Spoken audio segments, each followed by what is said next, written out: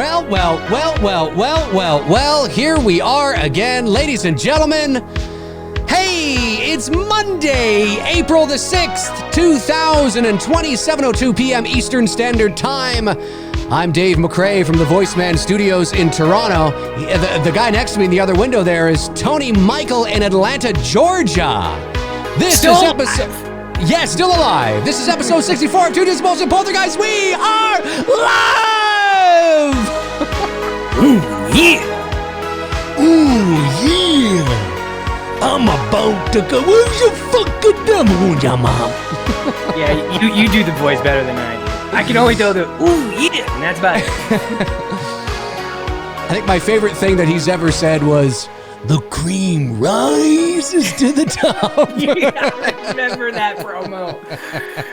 He was my favorite in the 80s, no doubt. Definitely, he was my favorite wrestler back then in the golden era for us. Yes. How's it going on up in Big Toronto? Big Toronto. Doing good up there? Yeah, well, I mean, it's still the same thing going on up here. You know, every day it's COVID-19 and updates and more restrictions and, you know, people looking at you as you. I went to the pet store today to get some more cat food, and of course it's closed, and they're only doing, you know, you have to call. So you have to call the store and you have to tell them what you want, and then they take your credit card over the thing, whatever, and then they bring it to the door and they hand it to you. Or if you don't want to deal with them like that at all, what they do is you drive up in front of the store, you pop the trunk, and they come out and just put it in your trunk and away you go. And I was joking with my girlfriend. I'm like, you know, it's going to get to the point where it's like, you know, it's a drive-by like throw-in. You know, you drive by, you roll down the window, toss it in quick.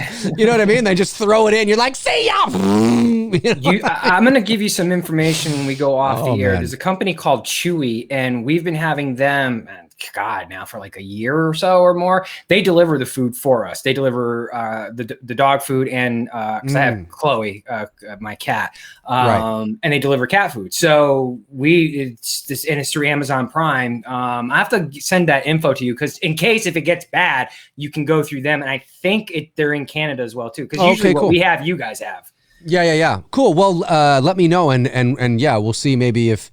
Got to make sure Veda's fed, man. Got to make sure Veda's fed, and she's on a little bit of a diet. She's a little chunky there, you know. Not fat. She's not fat, but just a little smidgy, because you know she's an indoor cat, so you know you got to get the exercise, and so I have her on a little bit of a low calorie diet now. If you really got desperate, you could always go with light tuna. Get the light tuna can. 100%. Oh yeah. I mean, if worse came to worse, yeah, for sure. But it's just funny because I'm just like, it's just so. Again, I'm not saying it's not serious, but it's just, you got to be careful what you say because everybody's all, you're fucking, and it's like,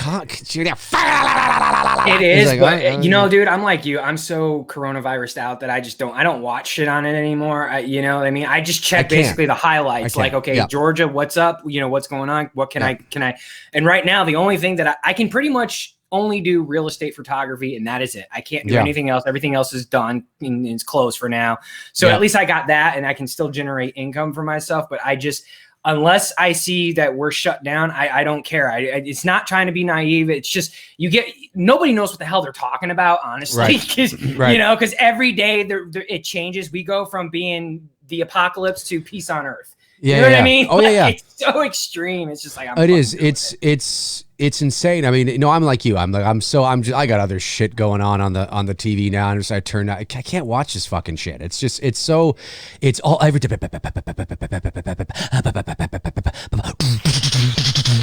tonight on COVID-19. Wow, you got a little Beastie Boys like, there on your beatbox for a second there, buddy. Beatbox? No, I wasn't. There's a little beatbox there, a little beatbox. I'm sorry. If I was gonna beatbox, it'd be more like.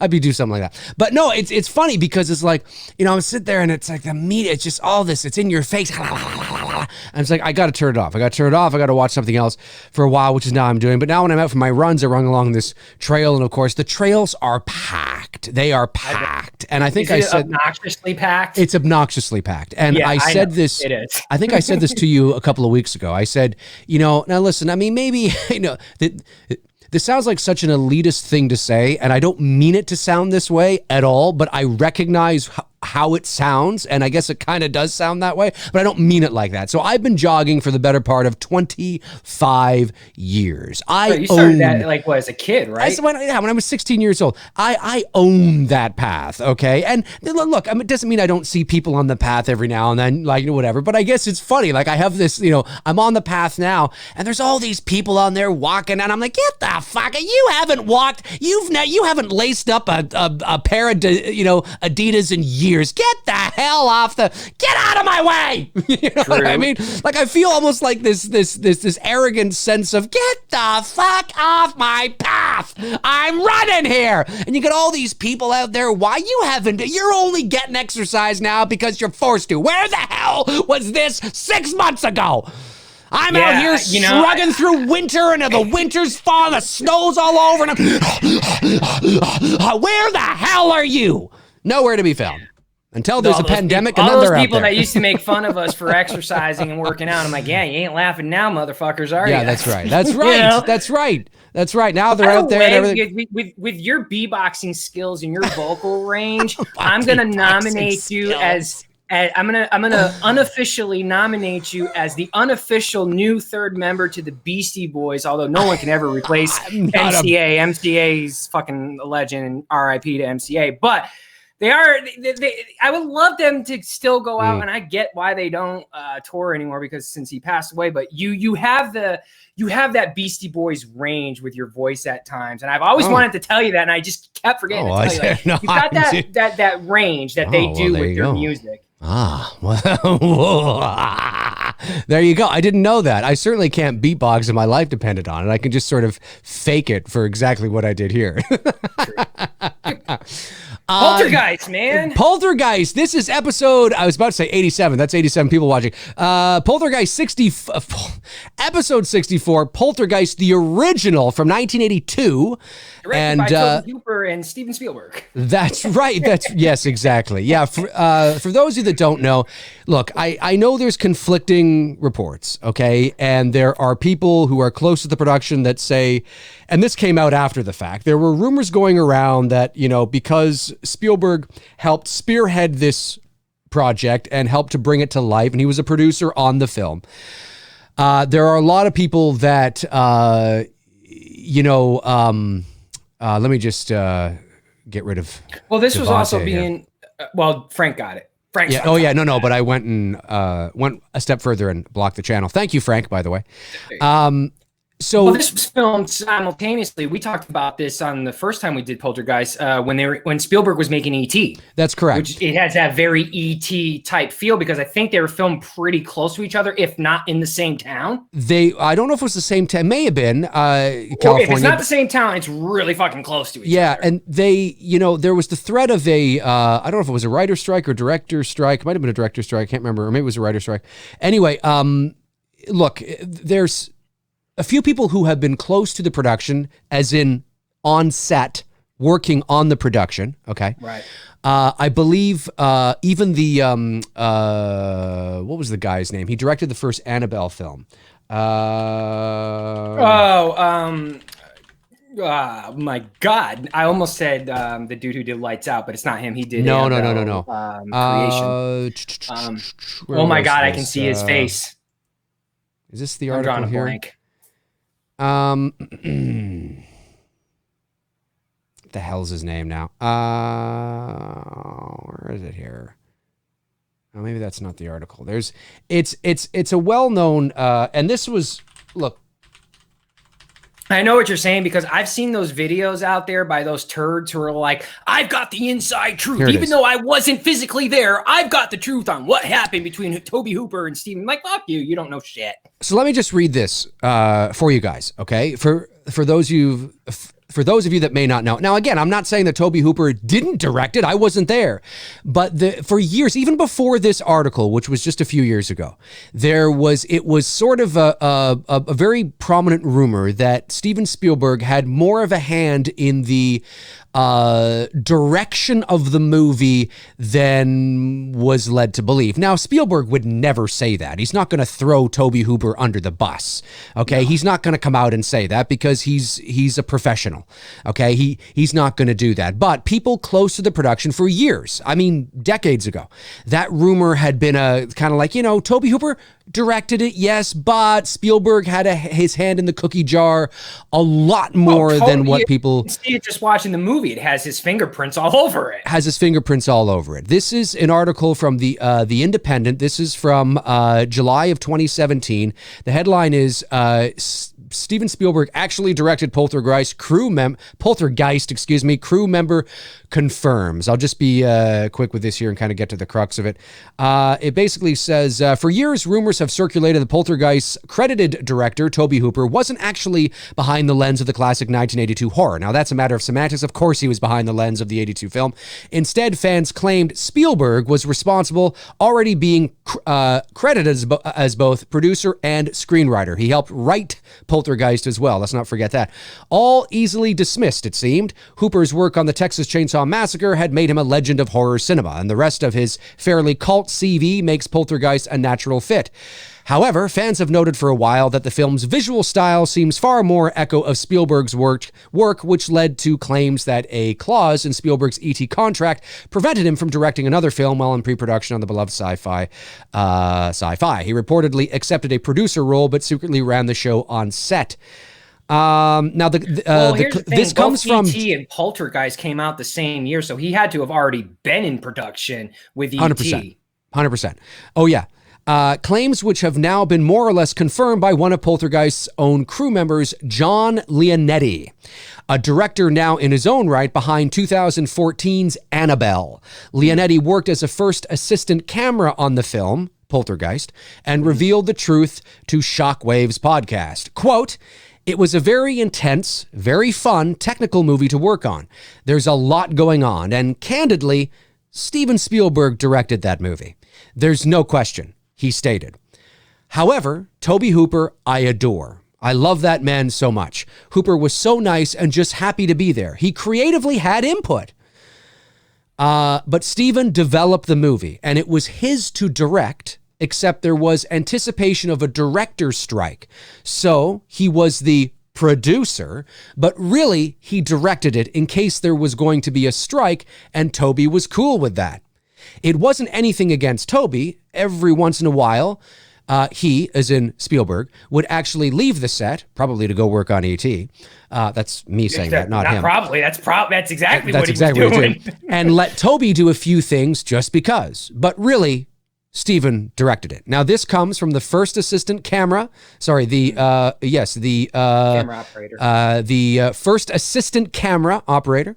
Yeah, on the original Poltergeist film. As you read that, dude, honestly, this is like legit truth. Me and Dave have never had this discussion, and he's never read this article to me at all. In my mind, I always felt Hooper was just there with his cigar in hand, just like, all right, boss, what do you want me to do? Okay, cool. Action. I'm getting paid to just basically do his job. And that's basically how I always interpreted what Hooper's involvement was.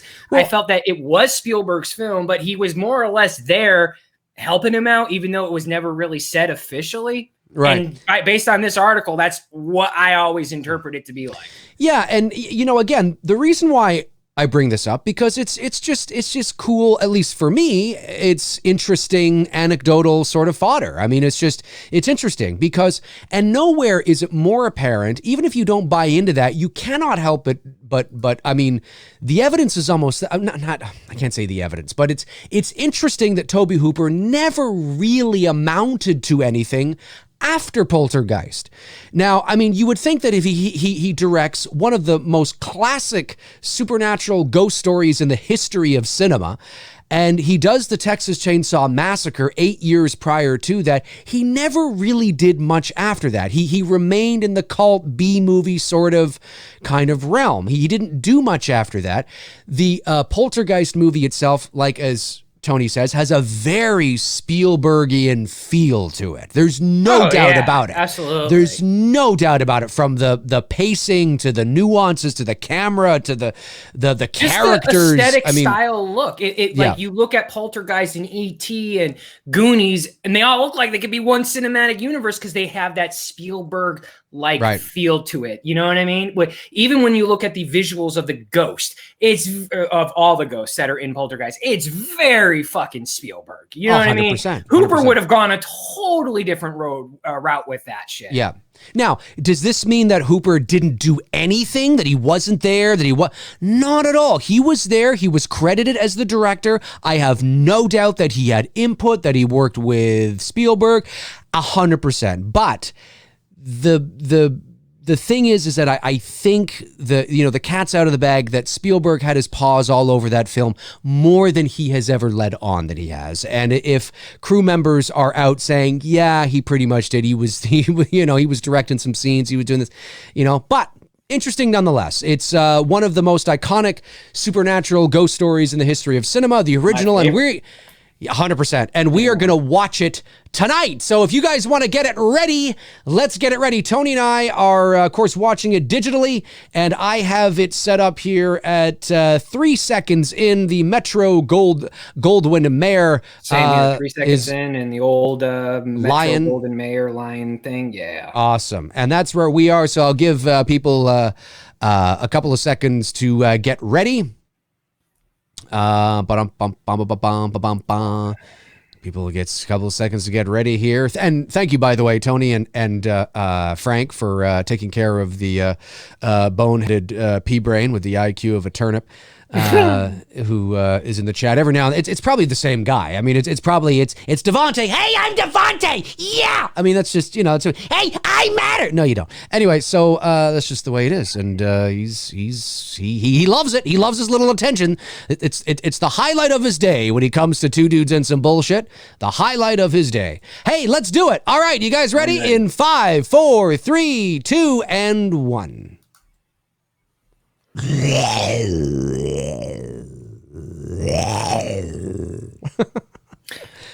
Didn't they make the lion? Wasn't that done like in like the 30s or 40s or something? Something like that. Yeah. This is so great. Beginning this with the Star Spangled Banner, of course. On the television. Anthem. This this is what it was like, folks. If you grew up in the fucking 80s, man, when midnight hit, television, the 3 or 4 channels we had, the networks, at midnight, they play the national anthem and cut the cable broadcast. That's it, or television broadcast. We had similar things up here, of course. I remember Canada. It was, yeah, at times. The only line to your anthem I know is "Oh Canada." That's it. Our home and native land, true I didn't even know that line. Patriot love. Now, it used to be "In all thy sons command," but Trudeau liked to change it to "All of us command," and I'm like, oh God. It's more important things to worry about than semantics. But anyway. I totally remember this, man. Like, as I'm watching it now and it zooms out and you're going to see, come into focus here. Yeah. Yeah. With I think it's the flag on top of the Capitol. No, I thought it was the War Memorial or something. The War Memorial, or the guys all holding the Iwo Jima. Yeah, I think that's what it is. This has got to be one of the. Iwo Jima. Yeah, you're right. There it is. This is one of the creepiest. Watch when this goes like this, and then you hear the boo. Yeah. Like, oh my God, it's fucking creepy music. Not yet, but what a great shot. Pulling back, just the flicker of the TV there. You see Greg T. Nelson's, foot with this red sock. I got to get some red socks. And of course, you get that totally looks like a dog I used to have named Indy. Oh, poor Indy. He's dead now. But anyway, golden retriever. Love golden retrievers. Climbing up the stairs. And it's quiet. We're just following the dog. Everybody's asleep. This is just, you get the impression maybe it's, midnight, just after 12. Lighting is great. Lighting's great. It does, like you said, it totally gives you midnight, Yeah. feel to it. And what's so great about this is that we are being introduced to all the family members by following the dog. The dog, yeah. And that's such a great way to do it. Jo Beth Williams, Jo Beth now comes in one here. Of my favorite now moms in horror history. Right. Now we see Bobby, right? So we know that there's a kid, there's a son. And now Carol Ann, I believe.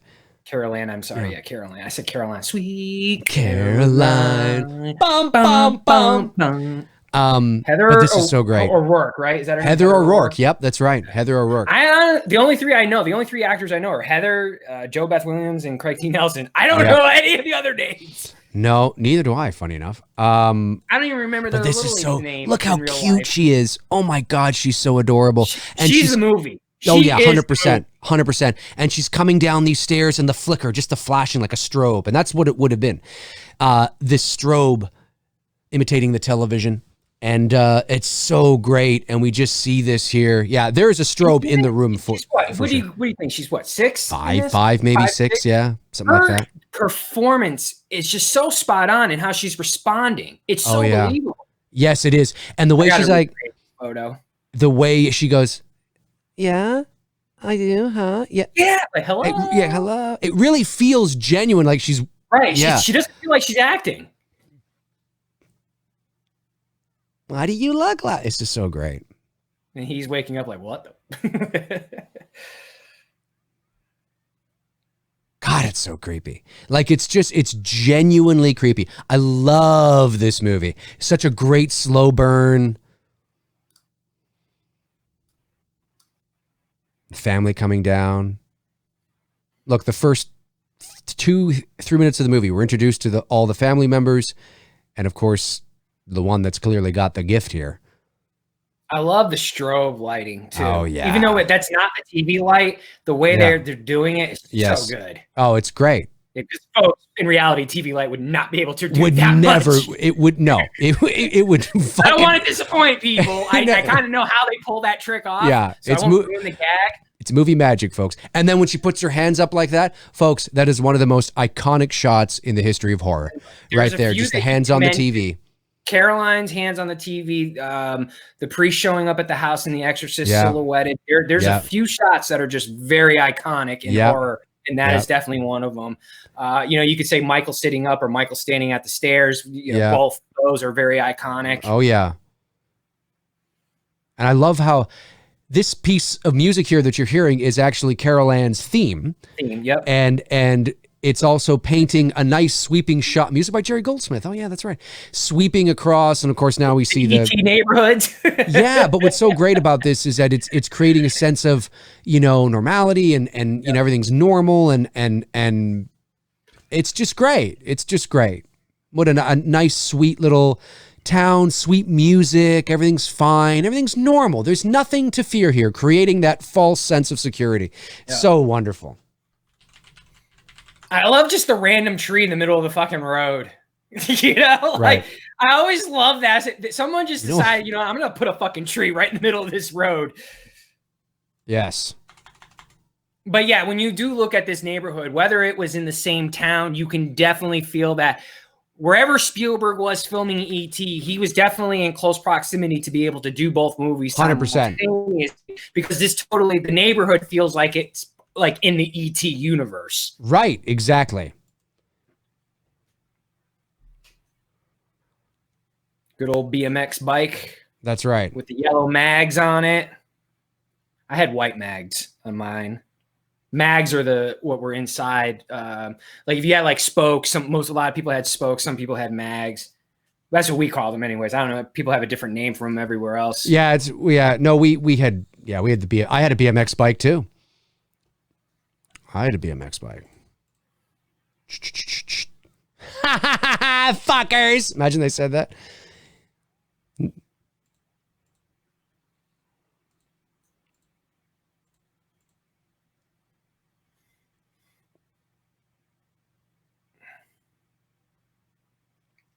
You are a grown-ass man. Why did you not drive to the fucking store for your beer run? It's true. It's true. Why didn't he do that? I'm trying to figure that part out. I'm like her right now. Like, what the fuck? What? Exactly. Oh, that classic late 70s, early 80s football.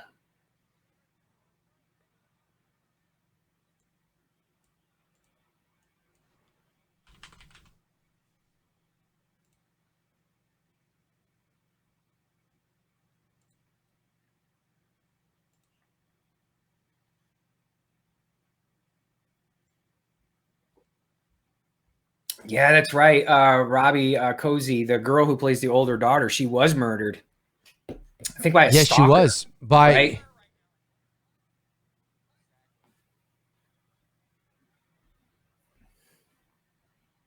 Yeah, right. You yes. froze up there. Okay, just making sure. Yeah, look at everybody in the living room.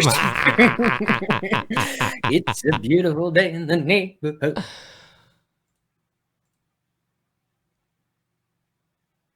You ever see Eddie Murphy do his Mr. Rogers bit? Oh, yes. That's one of my favorite Eddie Murphy bits. Oh, yeah. The bitch left me. The bitch left me. Can you do the Eddie laugh? I can't. I've tried. Something like that. It's close, dude. That's close. Listen, Beverly Hills Cop is like one of my favorite movies of all time. Which is the one where he goes through the rant. I've been having a very bad day. I've been shot at. I've been on a bus that's flipped over 17 times, and someone blew up my Porsche. Is that in the first or the sequel? I don't know. I don't remember that. My bus is maybe that's 48 Hours, or maybe it's a different movie. Oh, you're right. It is 48 Hours. It's 48 hours. I'm thinking. Yeah. Yeah, that's one because those were the movies I saw. I believe it or not, I have never seen Beverly Hills Cop. Dude. I know, right? I know. I'm like failing. Dude. This almost made me stop the movie. Dude. You've got to watch Beverly Hills Cop, man. The first one? Yes. Part 1 and 2 are great. 3, meh, not so much. But 1 and 2 are really good. Especially that first one. Fucking great shit. Classic Eddie Murphy. Super chat comes in from Frank Riker. Thank you, Frank. He says, DT, imagine if the cast was switched with the Family Ties on the Keatons. Who would be Carol Ann? I don't know. Yeah, Heather O'Rourke was great. Like, I totally believe her performance. Oh, very much. It would have been great to see what she could have done as an actress. You know, Yes. she was very talented as a kid. You know, very sad what happened to her. She died in the making of the third one, right? She almost finished it. Correct. Quite finished it. That's right. That's right. Yep, that's right. When he's Uncle Rizzo, hungry. Trading Places. Fucking love Trading Places. Oh, Trading Places is great. It's classic. That'd be a great, like, if New Year's ever fell on like a Monday to do a New Year's show, Trading Places. Yeah, we should do we should do like an Eddie Murphy kind of month or something. I don't want to, well, maybe not a month, but maybe watch Beverly Hills Cop with you for the first time live on Two Dudes. I think Tony's first time watching it. Maybe we'll think about it. Hey, Jack Ellis says, I love Eddie Murphy in Trading Places. Hilarious. Yeah, he was great. He's great in that. Yeah. I love how Bobby here, I think it's Bobby, right? He's sitting up on the tree looking at the clouds, looking at the fake clouds moving in. It's great. And again, I mean, this movie's got such a great slow burn because it's so important. Like, why slow? Well, it's not the only reason why they're important, but one of the advantages to having a good slow burn is that you have the opportunity to develop your characters and make them, you know, believable and grounded, real characters that your audience can become emotionally attached to and root for. And then, not only that, by the time it gets to the shit, they're a family, you know? Right. Well, that's all part of that. That's right. And by that, like, you believe that they're a family. You believe that the Conjuring family was a family, you know? Right. And exactly. Another good example. It gives you that opportunity, you know, to buy into it so that when shit does begin to hit the fan, you care about them. You know, you care about what happens to them. And then it's, I mean, that's a great advantage to milking a nice slow sort of burn. I just realized that when the lightning flashed there while Bobby's reading his comic book, you could see the tree on the wall behind him. That's so good, so ominous. Very good. Yeah, this has got Spielberg all over it. I mean, totally Spielberg. It's unbelievable. It's like a little bit of Goonies thrown in there, foreshadowing what's going to come in a few years. Well, I think Spielberg wanted to direct this movie. I think he did, and he couldn't. Because we're pushing both films, right? Yeah, there was something going on, and of course there was the threat of the strike, and there was. Yeah. But ideally, I think if Spielberg could have, he basically did. But I mean, like officially, I think he would have. My cousin, I was just going to mention, that Darth Vader thing that's on the background. Yes. Of Bobby's, whatever his name is, bed. Yep. My cousin had one of those, and that was actually that opened. Maybe it is Robbie. And you put the action figures, the old Star Wars action figures inside of those things. I remember him having. That's right. That's right. I think you're right. No, but my older brothers did. Yeah, we were like a little too young for all that stuff. You know what I mean? At first, this was really big, and like this is where all the kids like Robbie's age were having. Yeah. You and I were no more than like 3 when Poltergeist came out. That's right. And I think you're right. I think it is Robbie. I keep saying Bobby, but I think it is Robbie. Toronto Freddy sends in a super chat, says, "Hey guys, if you have Prime, it's worth investing your time in Bates Motel. I watched the entire show in 3 days. I loved it so much, I watched it again. Wow!" It's also on Netflix, I think. Is Netflix, it? Yeah, I think it's on Netflix. I'll check it out. I have to check it out, Aaron. Good old Aaron. Aaron would be a good source for me to talk to about the fedora issue that I'm having. Aaron, you need to hit me up. I'm having a fedora issue with my Freddy costume. Aaron, give some recommendations for Tony. Yeah, on where to get a good, authentic part one Freddy fedora. Crap! I hate when that happens. What the hell was I just about to look up? Oh fuck, dude, that happens to me all the time. I hate getting old. I'm like, damn. I know. I swear to God, I keep joking around. I'm like, I think I've got dementia or something. I don't know what's going on. You know what's crazy? This movie's. Hang on. There's smoking that J. She's the coolest mom in horror history. She's the coolest mom in horror history. Oh yeah. He's like, here, babe, roll another one. That's what I would do. Craig T. Nelson in this movie. I would do the same. Reagan, the man for president. Jesus, you can tell this is the 80s because you would not see that shit today. No. You would not see a conservative president being represented in a movie. Craig T. Nelson is 5 years younger than we are now here. Damn, he looks like 10 years older than us. But isn't it funny that he's 36 years old here? We'll be 41 this year. He's 36 years old here. Damn, he does look older than us, though. When you I think what it is too is that because when you grow up with people, you are aging gracefully. That's why. I think it has, because I think of that too. Like when I watch older movies, I'm like, oh yeah, but it's because we started watching them when we were so young. That sometimes we've always had the association with the character has always been older. And then when you pass, it's like, oh my God, this is so kind of weird, And I remembered what I was looking up. And yes, on Netflix, Dave, Bates Motel is available. So you don't have to spend, you can see, because I know you have a subscription to Netflix, right? Yep. Oh yeah, 100%. I remember this scene, and every time I see the scene, I think of when he lands on the ground, on the floor, and he's like, and he sticks out his stomach. He's like, before, after, after. It's just, I remember that, like I was a kid and I would do that. I get in front of the mirror and go before, after. Jim Dorsey, Tony, is Jo Beth Williams a babe? In this movie, she's definitely a babe in this movie. She looks great in this movie, and she's smoking that J for real. She knows what she's doing. I'm sure she was at Woodstock. Here it is. Before, after. Me 90. I'm letting it all go at 90. Yeah, all go at 90. I'm gonna. Hey, I don't know about you guys, man, but I'm living to 140. I'm gonna be the oldest man on record. Way past 100. I don't know where I'm gonna stop, but it's gonna be way past 100. It's so funny.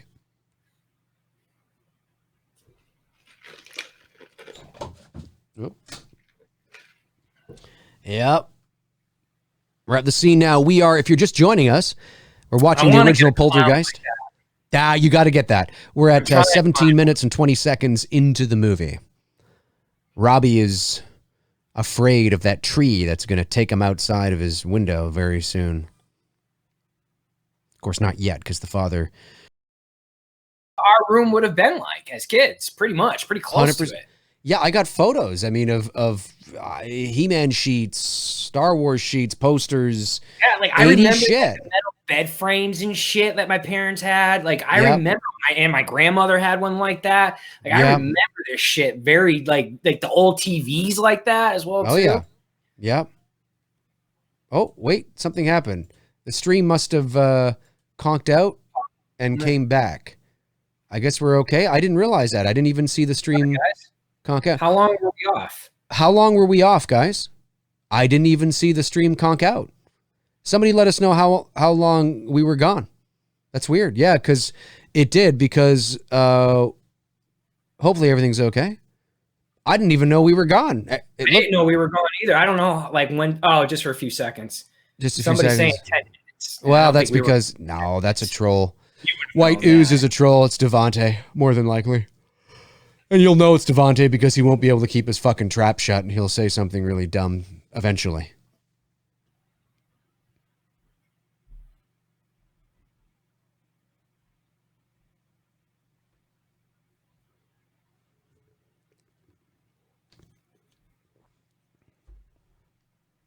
Carol Ann.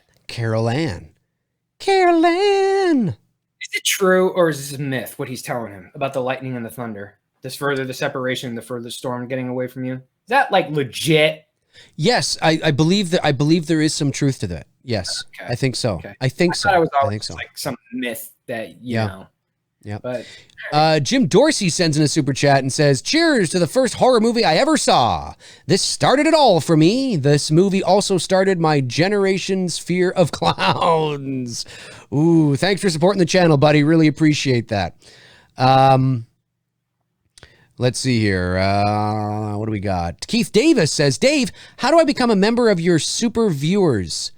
My super viewers? Do you mean super chats? Super viewers? Patreon thing. Patreon? Do you mean patrons? Patreon? Gotta be, because that would be the only thing I can think of. Yeah. Just at me in the thing here so it highlights me and specify what you mean.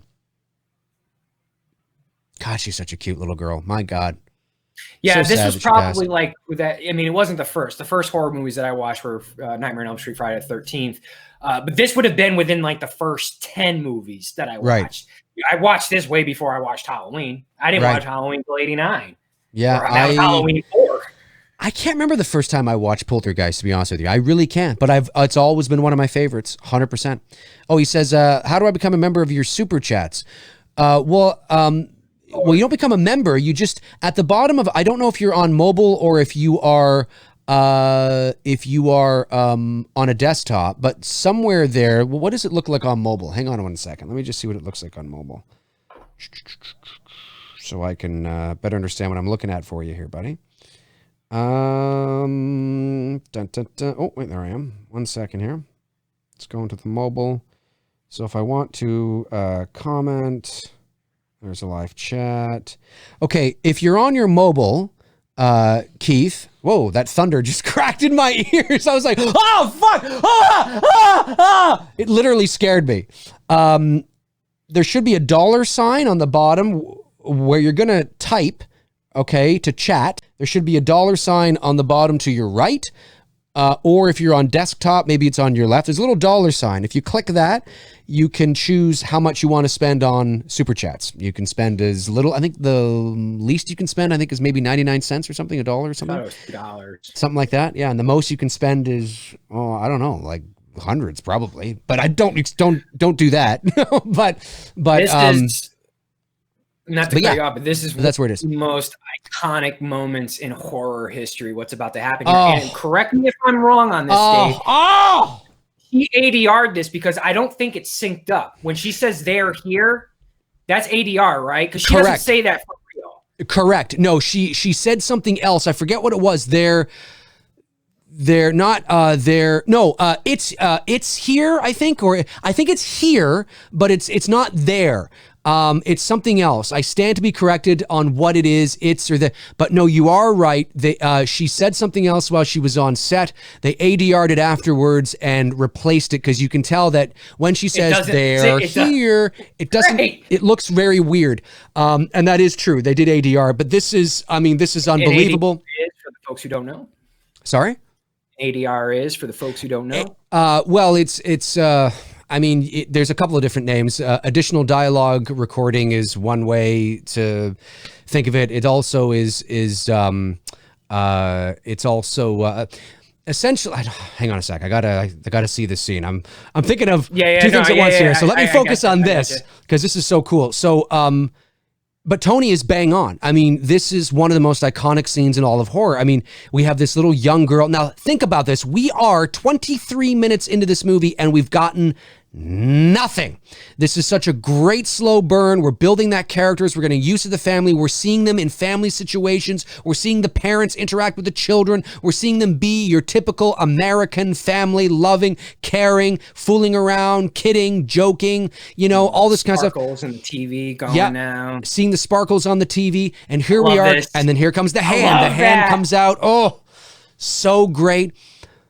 And very Spielberg. Very Spielberg.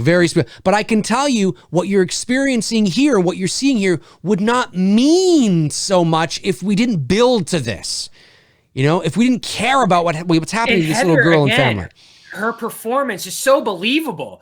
She's looking at nothing. We're seeing the final, you know what I mean? But she is selling the shit out of this. And look at her face and then the earthquake and the things start to go on, all that kind of shit. Oh my God. She's all cool, and they're like, and she's like, hey. Can I watch her face? Yeah, she says it's not there here. It's something. It's there something or she it's says here. Something a little longer than because her lips continue to move as the line is finished. That's right. And it's something that is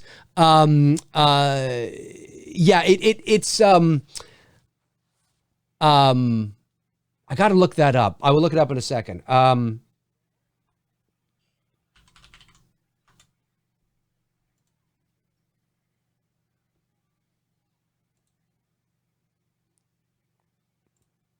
on. Yeah. But what I was saying before we got to that, and here we are seeing the kids fight and things. I love it. I love seeing it. It's so.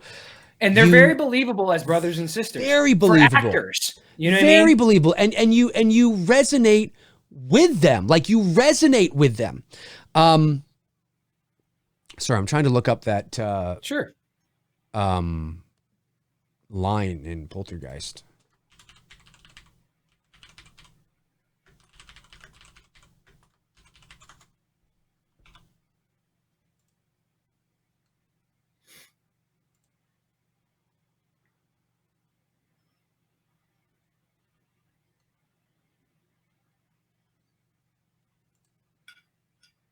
The TV people. It's hard for me to find. I'd have to spend more time to. But anyway, ADR, for those of you that don't know, it stands for additional dialogue recording or automated dialogue replacement. Those are the two sort of. And why do they do it? They do that because that just means like you would go. Oh, wait. Are we okay here? Wait a minute. I think we're good. Yeah, we're still live. Sorry. I think we're still live. We're still on? Yeah, we're still on. Yeah, we're still on. ADR is just essentially when dialogue is either needs to be replaced or is not recorded. There's something wrong with the audio. It's not recorded properly. Maybe there's extra noise in the background or something like that. So they bring an actor into the studio to record dialogue, and they will either try to match their lips. They will see themselves on the screen and read as if they are, they're trying to match it. Or sometimes what they'll do, and you see this a lot. You see this in the news, and you also see this in film, where you'll have somebody who is on camera listening, and the person, the shot will be over the shoulder, and you'll see their mouth moving a bit, the words are not actually the words, like the words that you hear are not actually, because you can kind of tell with the way the mouth is kind of like. That's not necessarily ADR though. That's it can be, because that could be additional dialogue that's added in, but sometimes they actually take what's recorded and move it around to fit a certain scene. But yeah, ADR is just additional dialogue that you go into the studio to do to replace dialogue that was either somehow could not be used, or they need to rework a certain scene with something that they didn't have before. And if but then the trick becomes being able to mix that dialogue, because you record it in a professional booth, not actually on location. The trick then becomes to mix it and master it to make it sound like it's in the same environment as the rest of the other dialogue. And there are some movies, especially in older films, like there's a couple of Halloween 2, or there's a couple in Halloween 2 that I can pick up on, where you can tell it's ADR'd, because if you listen carefully, it doesn't sound like it's in the. It's pretty good, but it sounds like it's added. It doesn't sound quite like it's in the same environment. And so anyway, that's what ADR is. I love the dog here. I mean, obviously there was a trainer on set to be able to get the dog to do this, but again, very fucking effective scene. It's during 100%. The daytime, which you don't think daylight's scary, but what the dog is doing by doing and responding to nothing, we're not seeing it. And Joe Beth Williams is standing there like, what the fuck is wrong with my dog? It's great. Well-trained dog. Very well-trained dog. Yep. Golden Retriever. Yeah. Yep. The Nut House says, so does Toby get royalties for nothing? No, I wouldn't say that. I wouldn't necessarily say estate would, because he's no longer. Yes. Well, I don't, and I don't know what his contract. I don't know what he would have gotten. Oh, this is one of the best scenes of all time. I don't know what he would have gotten. Chairs, yeah, I love this. In terms of royalties after that, I don't know what the director's contract would have been. It's directors' contracts are very different from actors' contracts, so he may not have gotten anything. Because usually actors are the ones who sign the back end deals for points and shit, right? Right, and back in the early '80s, that wasn't a common thing. No, it wasn't. I don't know what he would have gotten, if anything. He may not have gotten a dime. But this is so great. And if you look carefully to the left, you do see the bush move there. The bush did move, and that.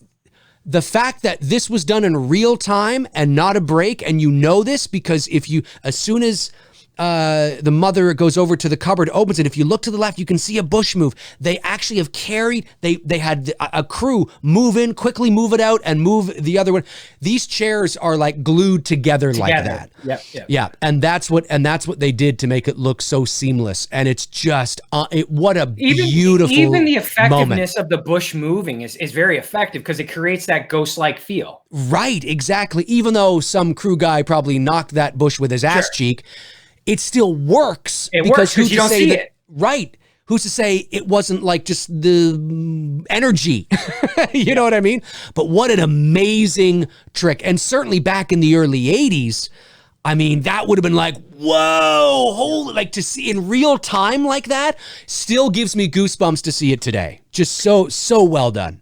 And I'm noticing because I watched The Conjuring last night, and as I'm watching this, The Conjuring definitely pulled the same type of slow burn.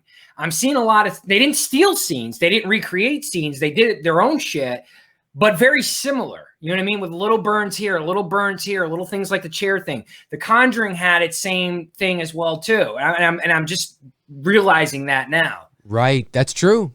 Toronto Freddy says, it isn't available on Netflix in Canada, only Prime. Oh, okay.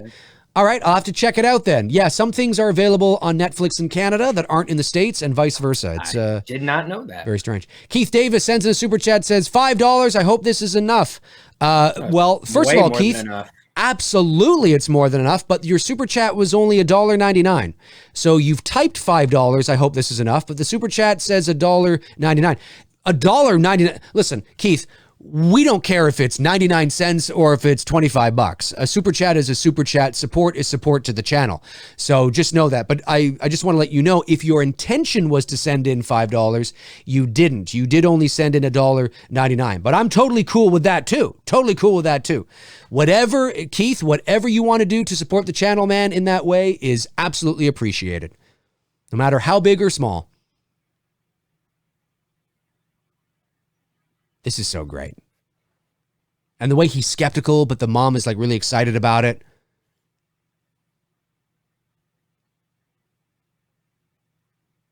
So great. So great. Ben Kent said, I was at a friend's house a few years ago and we were watching The Wizard of Oz with the lights off. His little niece was right up at the TV and all I could see was her little blonde silhouette. Love it. That's awesome. I love when she gets pulled across and she's like, oh, mommy, that hurt. And she's rubbing her butt. It's so cute. God, she was such a cute little kid. And as you say, Tony, totally believable. Yeah. 100%. Very believable.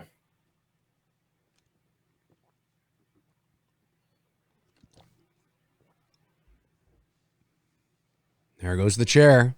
Are you still in the same spot, Tony? Yeah, the chair just moved. Yep, same here. Joe Beth is jumping up and down, and Carol Ann's like, oh, this is boring. Yeah. I love, though, you also hear her go, oh. I know, like she's seen this like so much today. She's like, I'm so over this. Mom, I'm done. Kids are like that. Yeah, that's right. Kids are like that too.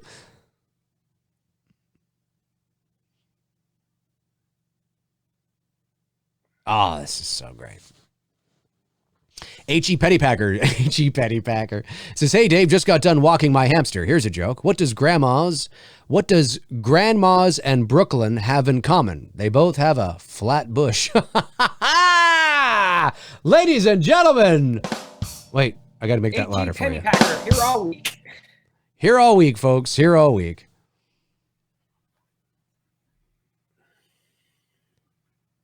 And what's so cool is that in the scene where she says they're here, it does get a little sensational in terms of the oh, hang on a sec. Before I continue, is this just me or is that one of the most awkward, fucked up cuts of all time?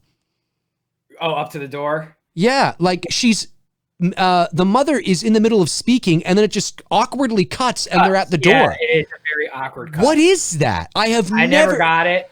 I don't understand. It's like, it's a strange cut. It's a weird cut. It is literally a But you know what's funny cut. is it makes sense because they're going to their neighbor to find out if any weird shit is happening. So from a storytelling point of view, it actually makes sense. From storytelling, it makes sense, but it would literally be like me being cut off like this. Do you feel it? Like it pulls you, right? It pulls you right there. And then there's like, that's literally what happens. Like they cut you off like, and then I was being pulled. Like, what kind of cut is that? Like you cut her mid-sentence. I've never understood that. The movie's fucking amazing. It's a classic, but that is one of the most god-awful cuts I've ever seen. Yep. Ever seen.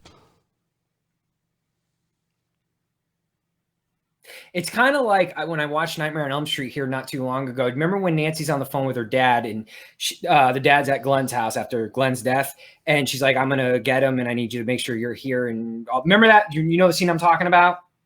And this is just moments before she starts setting up the booby traps around the house. Yes. Okay. I always felt like it should have been set the booby traps up first, then call dad, because there's no way within the time frame of when she hangs up the phone, she's going to set up all those booby traps that those fuckers are still going to be there. You know what I mean? Oh, yeah. And hanging out at the fucking house. You know what I mean? Like that should have taken her like at least a couple hours to set up, you know? So I always felt from a narrative point of view, like, Wes, shouldn't it be set the booby traps up, call dad, look out the window to see them all there, then go to sleep? Not call dad, then set the booby traps up, then re-look out at the window to see that they're there. I gotcha. Yep. I totally get what you're saying. Frank Riker says, according to the original script, it's their back. I thought that's what she says in part 2. But you know, they're back. That does make sense with the part 2.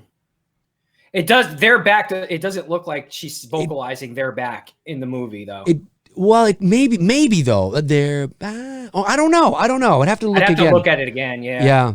She does. She says something else though, because it is ADR. Yeah. Here it comes! Oh my god! Ah! I love it. Look at that. This is so Spielberg. Oh, yeah. Hooper never would have done anything like this. No. This is not Hooper style at all.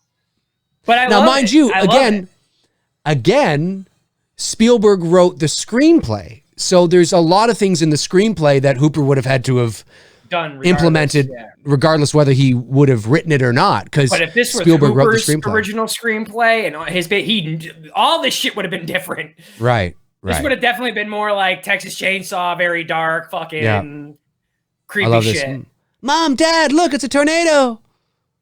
It's a bad CGI tornado. It would have been before CGI. It would have been. Even know what the hell. Yeah. They were using well, it was probably composited some type in. of effect. Yeah. Honestly, though, I gotta say this. Even to this fucking day, amazing. The negative space shot of the tornado in The Wizard of Oz in black and white is one of my favorite shots of a tornado. Phenomenal. In a movie. Whatever Fantastic. they fucking did in 1939 when they made it, it looks so fucking believable. Like, and it's one of the best that I've ever seen in cinema. Right. Yep. Love this. Bobby's getting eaten by the tree here. It's so great. And Carol Ann's, and it was like, what the fuck is going on, babies? It's so great. Look at him going into that tree. It's so gross. It's fantastic. It's fantastic. Yeah, come on. Come on, you stupid broad, get her. Come on. I don't know. And everything going into the closet and shit. It's so good. Carol Ann's hanging on. She must have had a blast, though, doing this. She'd be like, this is fun. Can we keep going? Oh, yeah, for sure. The wind blowing her hair and everything. There she goes. Ah!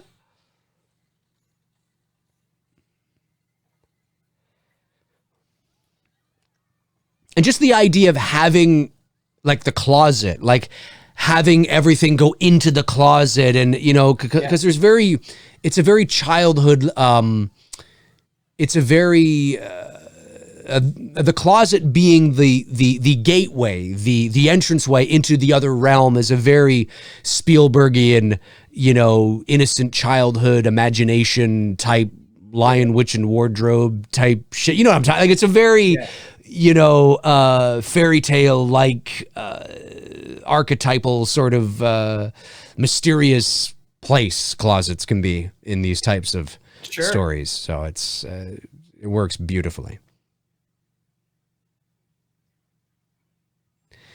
Let's see here. Robbie's looking like, I just got ate by a fucking tree. I know. Poor Robbie. Bantam 360 sends a super chat. Thank you, buddy. Says, thanks for making distancing easier. Cheers, fellas. No problem, man. Thank you for supporting the channel. Keith Davis sends in $3.99. Hey, thanks, Keith. Really appreciate you supporting the channel, man.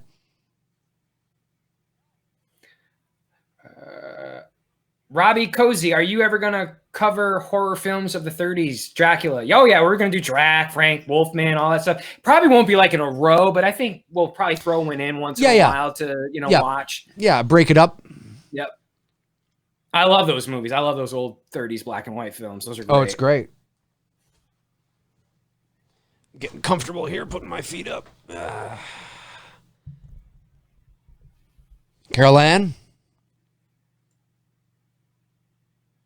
And again, I mean, I know not to sound redundant, but we've talked about this before. Like when we're at this point, when shit's hitting the fan, like you really believe Craig T and Beth Joe, folks. I am here all week. Joanne Beth, right? Williams or whatever. Anyways, Joe Beth Williams. Knew I was going to get it right. 5th time's a charm. You believe that they're a family, even 100%. Though these are actors. You really believe that this is a family because the concern, you know, when she thinks Carol Ann's in the swimming pool, he fucking dives in like literally like a father would, you know what I mean? Like just fucking goes right in there, balls to the wall. And you can't undermine their performance here as actors in creating this family vibe because I really fucking believed it. Yep. And you don't get that with actors, you know what I mean? It's tough. It's tough to sell that you're a family. Yeah. I'm pretty sure that was ADR too. No, nothing. His lips didn't even move. And I love it how freaking Robbie starts freaking out here because he can hear Carol Ann. Yes. He knows that she's in the TV. And I love this shot here. The mother and Robbie silhouetted against the backdrop of the flickering television. I mean, it's not yet, but it's about to happen here in a second. Yeah. I love that. Love that shot. Here we go. Love that. Look at his buck teeth.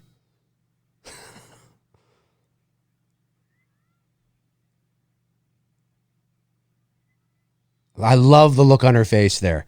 And the flickering. What the fuck? Yeah. Yes, and the flickering, and her hand just doing that and then placing it on the TV, like, just beautiful. It gives me goosebumps. Such a powerful shot. And what I do like about this movie as well, and again, it's not a in-depth hardcore drama or something where it's tackling the fundamental, like the deep questions. But what I do like about it is that they do sort of, it's surface level, but they present it's parapsychology, but they present somewhat of a, scientific sort of approach at first, because they're skeptical, right? It's kind of like, well, I don't know about this really. And there's a bit of, there's a little bit of science thrown in, not much of course, but it's interesting. I like when they have that little bit of, grounds the film. It grounds the film. For sure. Oh, makes it even better. Yeah, for sure. And again, you can totally see where James Wan, he, in coming up with the first Conjuring, and getting the story from Ed and Lorraine in the Perrin farmhouse that's actually in Rhode Island. That's right. It looks totally different than what they showed in the movie. But you could totally see that the outline that they did for the Conjuring was fucking Poltergeist. They looked at Poltergeist and they saw what was working and the beats that were working, and they applied it to the Conjuring without fucking ripping off Poltergeist. You know what I'm saying? Right. Because you totally see the parallels, but totally completely different. Like, this is the Ed and Lorraine Warren coming into the house, and they're the experts. They understand, we're at the point here where the family's sleeping downstairs together and whatnot, very similar, like what they talked in the Conjuring, when they come to the house for the first time. Right. So you see some parallels that Wan pulled from, but again, he didn't rip it off. Right. The Conjuring is a much darker horror, supernatural film than Poltergeist. Like I could show Poltergeist to my 13-year-old nephew and be okay. I wouldn't show him The Conjuring. Right. Yes.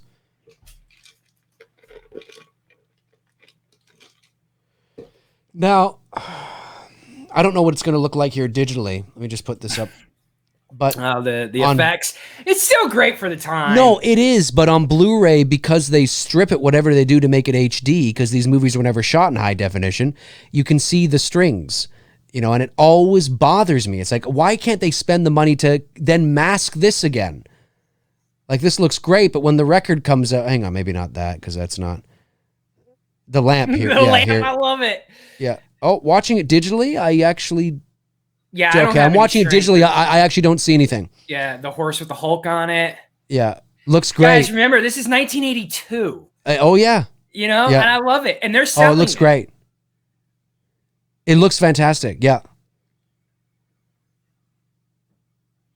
I'm telling you, that effect right there is better than some of the shit I see nowadays, I couldn't agree more.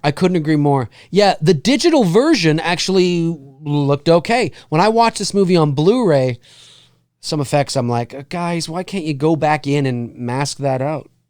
But I don't mean the effect out. I mean, because sometimes you can see like about with The Exorcist, when Reagan's raising up. If you watch The Exorcist on Blu-ray, when Reagan is levitating and rising up, if you look closely, you can see the wires pulling her up. And I'm just like, why can't you go back in and then, I mean, I don't know how much money it would cost, but it's because these movies were never shot on HD. So, when you transfer them to HD, it's a whole process, could cost hundreds of thousands of dollars. Millions actually. And it's just a whole, yeah. Geeked Quite Out frankly, Turtle Fans I don't 39. care. Poltergeist in Amityville horror revolutionized haunted horror films. Yeah, I'd say so. I mean, it definitely changed it upped the popularized ante, them for sure.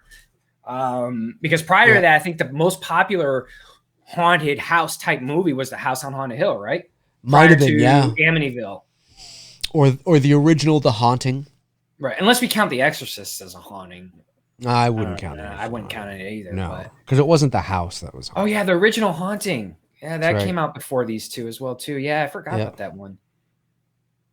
Was it as popular though as House? I don't know, but this definitely. I mean, Poltergeist definitely because again, it came out and then when Spielberg was in his prime. Now again, I know Tobe Hooper's a director, quote unquote, but this was 5 years just after Jaws, almost barely. 7 years after Jaws. I'm thinking of when they went into production making. It would have been like 81-ish, right? Because it came out in 82. Oh, I see what you're saying. Yeah. So about 6 years after he'd done Jaws. Yep.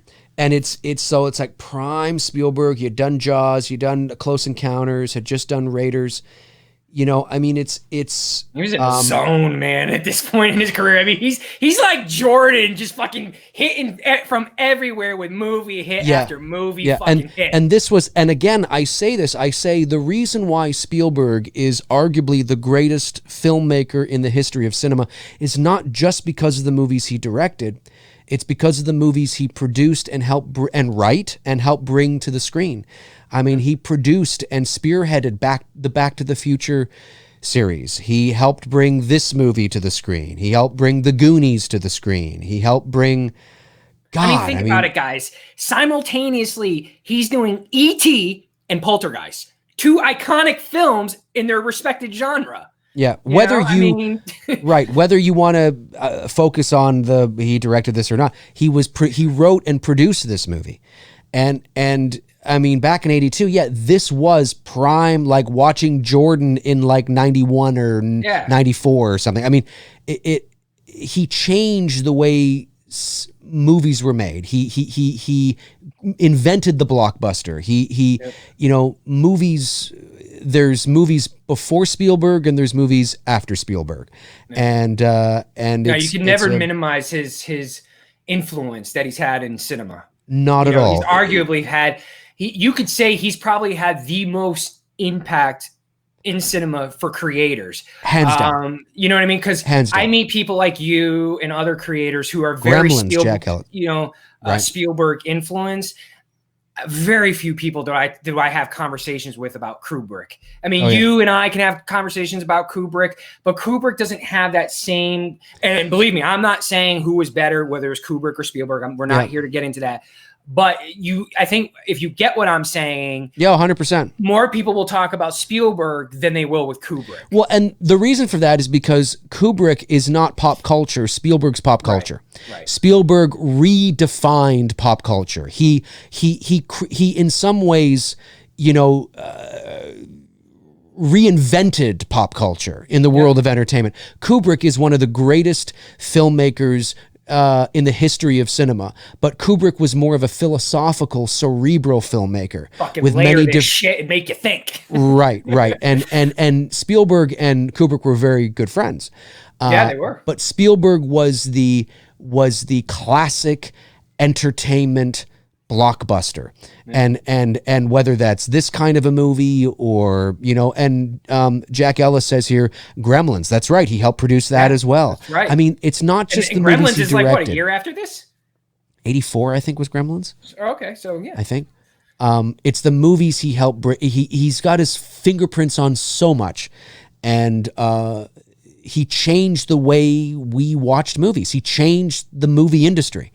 Him and Lucas, but certainly Spielberg through all the films he produced and brought to life. I mean, he changed what it was like to go to the movies. Jerron the Man. Stanley Kubrick is more like Tim Duncan and Spielberg is more like Kobe Bryant. I would say this. Kubrick is more like Magic Johnson, the creator, the artist on the court, passing and all that and getting everyone involved and doing it creatively. And Spielberg's like Jordan. That's how I would do that analogy. It's not a bad analogy. Yeah. It's not a bad analogy. But there's no denying his impact. And Jurassic Park, as Corey Dean just said here. Yeah, I mean, that's another one, Directed, yes. Yeah. Yes. Oh, for sure, yeah. Gremlins he didn't direct. He produced that. I think Joe Dante directed Gremlins, but... Did he do Lost or the new ones? Is Spielberg attached to the new ones? Yeah, he is. I don't put much stock into the movies that Spielberg produces now. Yeah. Because his name is on like 15, 20 projects. He's at a point in his career where he'll give some insight and, you know, throw his name on something, but it doesn't really mean much anymore. His name is also on all the Transformer movies too. I gotta believe you must love Ready Player One. Love it. Yeah, I love figured it. You would. Yeah, it's good. I liked it. It's good. I think it's too bad we don't see more of that. I know. You know, because that is, and it was so good callback to old school action films that you and I grew up with. If that movie had come out 25, 30 years ago, it would have been as classic as something like Back to the Future. Oh, but hands down. Yeah. But because it came out today, when there's a blockbuster coming out every fucking weekend, it comes out, everybody sees it, or, you know, some people, and then it just gets buried. You know, back when these movies were coming out, you'd have Poltergeist, and then you wouldn't have another blockbuster for weeks or sometimes even a month or two. Not that long, but I mean, it wasn't there wasn't the turnover rate that you have now with blockbuster. You know, big movie. So Ready Player One, man, I went to the theater to see it, and I was like, I mean, he still got it. He still got it. I mean, it's like I haven't had that much fun watching the movie in years. No, he still got it. I'm really looking forward to seeing his West Side Story in December. The Artisan. He also produced Hook. I love Hook. He directed Hook. He didn't just produce Hook. Yeah, he directed Hook. I was going to say that as well too. It's one of my favorite movies to watch around Christmas time. I fucking love that film. Love Hoffman's portrayal of Captain Hook. Oh yeah. But yeah, anyway, we are 53 minutes, 50 seconds into the movie. There's just been a few things that have happened here with the parapsychologists and or whatever they are. Shit's hitting the fan. Shit's hitting the fan. They got everybody's asleep. They got all the cameras set up. They're all talking right now, trying to get ready and figure out what's going on. I'm going to tell you right now. I don't really know. You're whispering and they're whispering. It's tripping me the fuck out. Damn, why did I smoke before we went live? Jack Ellis says, Ready Player 2? Well, I do know that the writer of the novel wanted to do a sequel. I don't think they'll do a sequel unless he writes it. And whether Spielberg will want to do it, I don't know. But what about a prequel? Yeah, I mean, you cannot underestimate or understate, I should say, the impact that Spielberg has had. He is arguably the most influential and successful filmmaker in the history of cinema. Versus Cameron. Spielberg versus Cameron? Yeah. Well, as influential. Oh, would you say Spielberg? 100%. There's no denying it. Spielberg 100%. James Cameron is a terrific filmmaker. But I'm gonna get hate for this, but whatever. I'm not a big James Cameron fan. I really am not. I like Aliens with an S. I like Titanic. That was cool. Never seen Avatar. I had no desire to see Avatar. I thought it was great. Terminator 2 is great. He did Terminator, right? Yeah, he did the first one. Yeah. I like that. He did the visual effects on Nightmare 4, I think. He was a part of the mapping of the junkyard scene when Kincaid is killed. I know he had his hands on that and helped out with their how they created that scene. Yeah. I don't know. There's just something about Cameron that I don't know. There's something very genuine about Spielberg that I just gravitate to and like. And with Cameron, I don't know. There's just something about Cameron that I don't like. Well, look, I mean, there's no doubt that James Cameron is one of the most successful filmmakers of all time. No argument, definitely. Yeah, and certainly most of what he touches turns to gold. I mean, you have Aliens, you have The Abyss, you have Terminator 2, you have True Lies, Titanic, Avatar. True Lies, I forgot about that. And he's a terrific filmmaker. But yeah, I love his movies, but him, I'm just like, hey. Absolutely. He's one of the greats. He's one of the greats. But in terms of changing the face of cinema and changing the way movies are made and creating the blockbuster, that's Spielberg. He's very innovative. I will say this: Cameron is very innovative. He's very. Someone here in the chat just pointed out, and I agree with that. It's just him. There's just something about him. Like I don't know what it is. and I can't put my finger on it.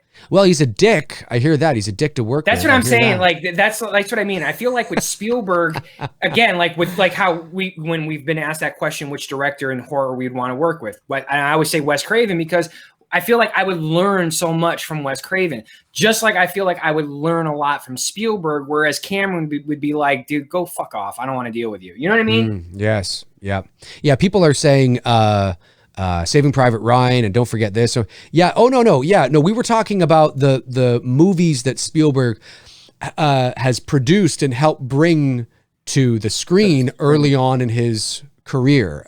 Certainly if you want to talk about the movies he's directed, I mean, that's easy, but sometimes we forget about the movies that he's helped spearhead, like Poltergeist and the Back to the Future trilogy and Gremlins and the Goonies. And, did he have I don't know if he had a hand in Who Framed Roger Rabbit or not. Did he? Let me see here.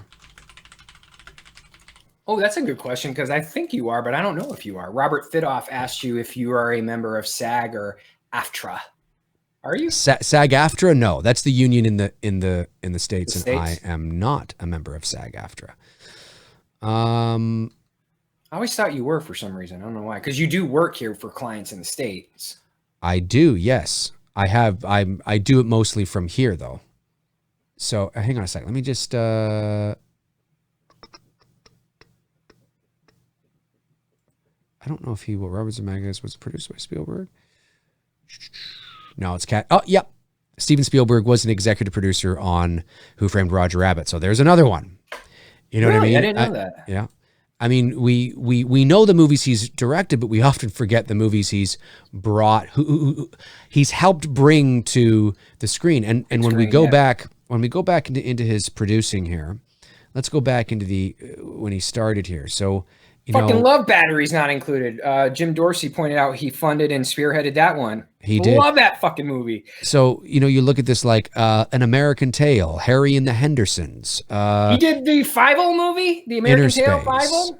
That's right. Yeah. Well, he, again, as a producer. Yeah. That's right. Batteries Not Included, Interspace, the Dennis Quaid and Martin Short movie. That's correct. Yeah. I love that movie. Meg Ryan. Yeah. Yeah, always. Let's see here. Arachnophobia.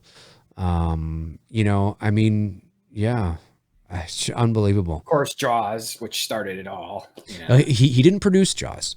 He was just a director on Jaws. Directing, yeah. Was that his first, or was that his first blockbuster? It was his first blockbuster. His first movie he ever did was Duel. Was his first, right? Yeah, his first official film. Halloween on Wheels. Right, essentially, Jaws on Wheels. Yeah, Jaws on Wheels. Yeah, right, which was a TV movie. Was Duel, and then of course he did great TV movie though. Great. He did the Sugarland Express in 74, and then Jaws came in 75, and that was it. The rest is history. Jaws, Close Encounters, Raiders, E.T., The Color Purple, Empire of the Sun, Hook, Jurassic Park, Schindler's List, Saving Private Ryan, AI, Minority Report, Catch Me If You Can, The Terminal, War of the Worlds, Munich, Indiana Jones and the Temple of Doom, Indiana Jones and the Last Crusade. Just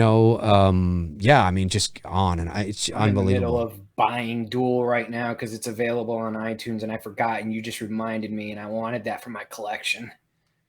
Cool. Robert Thidoff sends a super chat. Thank you. Robert says, what urban legend do you think has the most truth to it?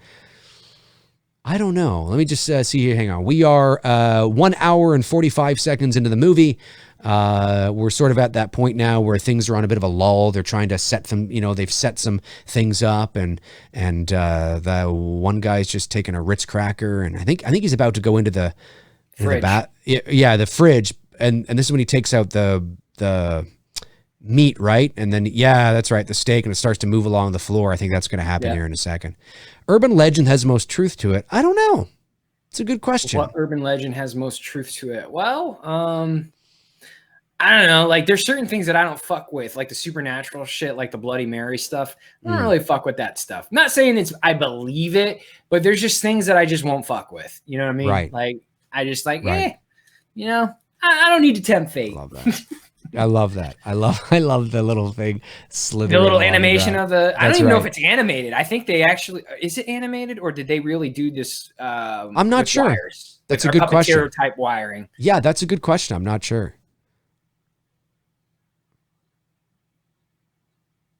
because it looks real and it doesn't look like it's stop motion, because I know what stop motion looks like, and that does not look like stop motion. Right. No, it doesn't. Yeah, that looks very fucking practical. Oh, yeah. Oh, I think it is. Oh, I fucking hate that. Like maggots and shit on food. Like there's certain things that get under my skin, and that's one of them. Yep.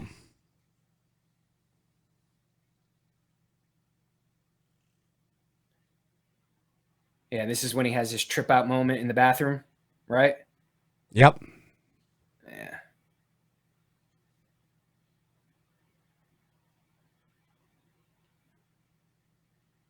He's having his trip out moment.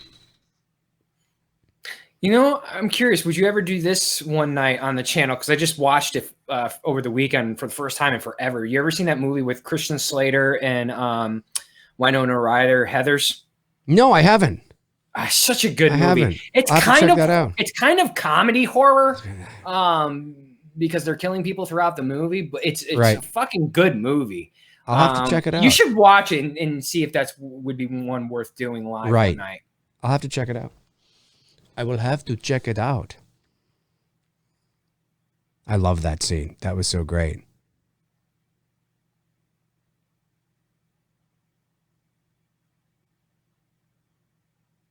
I love that 80s tech, man.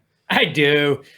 Oh, it is. It's good. If I could, honestly, I'd still have those, like that tech in my house and still use it. Except flat screens are just too fucking convenient and they look nice.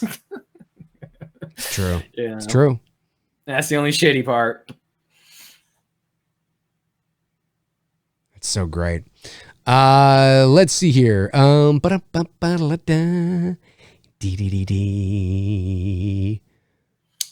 Fitoff. I have not seen Jawbreaker, so I cannot give you that comparison if Heathers is like that. But Heathers is like a late 80s, early 90s. Like I said, it's kind of like a comedy horror film because they're killing people throughout the movie. In this really twisted Bonnie and Clyde type way, with Christian Slater and Winona Ryder. I don't really fucking hot Winona Ryder. It's a good film. I think, Dave, you would like it. Yeah, I know your girlfriend would appreciate it too. Okay. Yeah.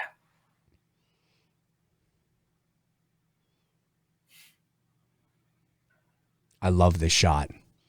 The door opening and then the camera slowly moving up the stairs. I love that.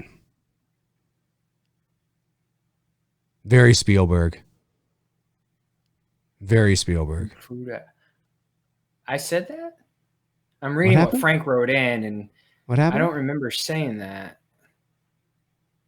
He sent in a super chat saying, "Hey Tony, you know what's gross? Pulling long hair out of your mouth from the food you ordered." And I agree with that 100%. Yeah, hair in my food is definitely a huge pet peeve. Ironic because I have a beard. Right.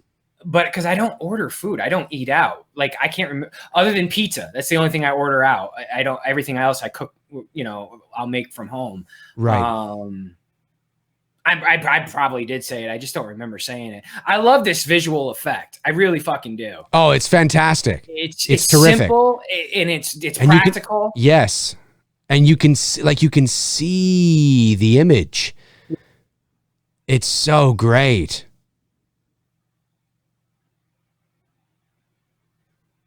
Like you can actually see somebody,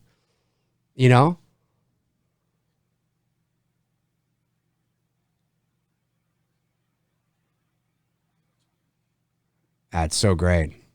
And I love that they didn't go with the stereotypical haunting look for ghosts. Like you see that with ghost movies that everybody looks like they're dressed in the 1800s and shit. That's it. You know what I mean? They didn't go that route, and I like that. Even though because it is a poltergeist and ghosts are different. Right. But I hate that, man. And just like, you realize people died in the 70s. I'm waiting for someone to tell me a ghost story that they saw someone looking like Superfly with an afro and fucking platform shoes and shit. Why is everyone's description of a fucking ghost looking like someone from the 1800s? Yeah, it's true. Or why do they even look like people? Right, you know. Although I do like this. I do like that we, with the naked eye, couldn't see what they looked like. But if you look closely on the video playback, you can actually see images of people moving. I thought that was very nice, you know, because video and audio tend to pick up things the human eye or ear can't see or hear, and I think that was a nice touch, a very nice touch in that. Let me see here. Robert Thidoff says, Dave, are you a member? Oh, no, we already got that. Are you a member of SAG-AFTRA? Yeah, no, I'm not a member of SAG-AFTRA, actually. Most of the work that I do is based here. There's a lot of voiceover. You see, years ago, you used to have to be part of SAG. Well, then it was SAG or AFTRA. And then about, what was it, 7-8 years ago, maybe 10 years ago? Maybe it wasn't that long ago. The two merged. Yeah. To become one. And a lot of voiceover work today, again, it depends. I mean, if you're working in animation at the highest level, then yes, then you would definitely have to be SAG-AFTRA. Video games, yeah. Like, again, I'm talking the highest of the highest, yes. But when it comes to network promos... I didn't know you did the Resident Evil thing, by the way. I saw that the other day. I did the voiceover for that. I did for the video game Resident Evil 6, which came out in 2012. Now, I have no idea whether that's a good game or not, or whether I have no idea. I don't know. I'm just hired to do name. I was like, yeah, that's cool. I know the name. I never played the game. Yeah, neither did I. But yeah, that was something that was obviously a U.S. Spot, and I was hired to do it here. So you don't have to be a member then. You can do that without having to be a member. 100%. Now, I wouldn't turn it all depends on if there's something, if there are projects that are required to have me, like, for example, the union here in Canada is called ACTRA, and I've had to sign a couple of ACTRA permits to work on ACTRA projects. And then, of course, depending on how many you work on, then, of course, you can get your full membership and yada, yada, yada. But in the States, in the world of voiceover, it's very different than being on camera. I mean, if you want to be on camera working in movies like this, you're going to be SAG-AFTRA. There's just no way it's about it, because they're unionized productions. They have to be legally. And there's nothing wrong with that. But in the world of voiceover, it's a little different. When I was at Warner Brothers, I mean, there are SAG-AFTRA actors walking the red carpets, and there are non-SAG-AFTRA voiceover actors, walking the red carpet. So it depends. In the world of animation, definitely, I think you would be SAG-AFTRA in that regard, especially if you're working at, like, you know, the Pixar level and Cartoon Network, you know, Nickelodeon. Yeah. But it depends, though. It does depend. There are a lot of non-SAG-AFTRA cartoons out there as well. It all depends. But my bread and butter for most of my life has been in the world of radio and television, commercials, network promos, and movie and game trailers. And I haven't had to be SAG-AFTRA to do that. 30 years ago, it was different, but nowadays it's a bit different. So, but I wouldn't turn it down. I mean, if the opportunity was there for a specific reason, I wouldn't turn it down. You know, I know a lot of people who are, and a lot of people who aren't. Interesting. Maca 525. Hey, Dave McRae and Tony Michael. Out of all movies that's been, I think he meant to say Ben. It says been postponed so far. So far. What's going on? Oh crap! I'm trying to because I think he misspelled something, so I'm trying to properly get right. Okay. Out of all the movies that has been postponed so far, have you been a bit annoyed by? Have we been annoyed by the movies getting postponed? Wait, hold that for one moment. Hold that. I love this. It's quiet, calm. She's about to open the door. Oh, boom. Oh, I love it. I love it. The drop sound. Yeah. Yes, the drop sound is so great. Yeah, so good. So great. And this is, of course, the scene here where he finds out that the whole fucking neighborhood was built on Indian burial ground. And shit. Yeah. Sorry. No, I mean, no, dude, if how if this were September going into October and everything like into October and they said we were fine, I probably still wouldn't go see Halloween in theater. I don't have any desire to put myself in any fucking public situation right now that could essentially fucking affect my life, like literally affect it, like where it could kill me. Right. So they got to do what we got to do. And look, if you're someone who's okay doing it, that's on you. And I know this is obviously hurting the movie industry, and they're going to probably have to figure out a way to reapproach this, because I don't think I'm the only one who's going to be very hesitant to automatically just start going to watch movies. You have to remember that just because they sweep the fucking floor, they're not cleaning the seats and where people are sitting and touching and all that stuff. And that's right. You know what I'm saying? Like this, it's not like this thing's going to fucking just disappear, you know? I get it. Well, there's some people that are saying it'll be a seasonal thing, and I'm just like, fuck. Yeah. Here we go. Frank Riker sends a super chat. Hey Tony, you know oh no, you already read that, right? The beard one from Frank. Yeah. Cool. Thanks, Frank. Thanks for sending the super chat, buddy. Really appreciate it. Let me see here. Ray Addict's got a good one. Do you have a least favorite Stanley Kubrick film? I do, and it's Barry Lyndon. Barry Lyndon. I'm not really a big fan of that one. It's a time period movie, and just not one that like. I mean, it's still a beautifully shot movie. It's not one I watch. I have to admit, I haven't seen it yet. I haven't seen Barry Lyndon yet. So of the Kubrick films you have seen, do you have a least favorite? No, I don't think I do. I love Clockwork, love 2001, love Shining. I would say... I think you'll agree with me. The Barry Lyndon, I think you'll feel the same way. I think it's one that you'll like appreciate, but I don't think it's one you'll go back to and watch all the time. Gotcha. Oh, we're still live? Yeah, we are. Okay, good. Thought something happened there. Ryan Kinney says, Ghostbusters! I wish it would have been in October now, not next year. Yeah, that's a little disappointing. Yeah. I was looking forward to seeing that for sure. Top Gun's moved out from the summer to the winter to December now. Yep. That indeed I was very much looking forward to. Yep. Yeah, I love this. I love that and I love you can see like the sweat on his back here. He doesn't give a fuck. He hasn't changed in days. He doesn't care. He's just like, fuck this. You have no idea what I'm going through. Of course, the moment here. In theory, depending on how long this continues, The Conjuring 3 and Halloween will be really the first kind of big name franchises to be released in theaters on their scheduled release date. And that's going to be a big test to see how comfortable people are going back to the theater, because The Conjuring comes out in September. Yeah. And then, which is this one, I'm so glad they changed the story, because I loved the story that they're fucking doing, which is based on the dude. It's from my area in Connecticut, and this was a huge story in the early 80s.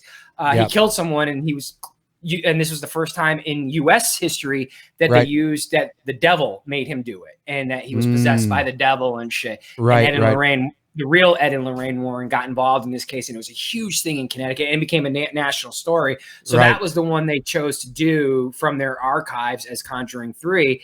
And it comes out literally 2 weeks before Halloween. It comes out at the end of September, I believe. And then Halloween comes out mid-October. And it's going to be interesting to see if it stays on track. The tickets, like how well they do. That's just it.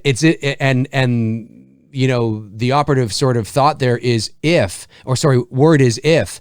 And because, movies in June and July right now are being pushed. If we get to June and July and this thing is still on, you might start to see September, October movies being pushed.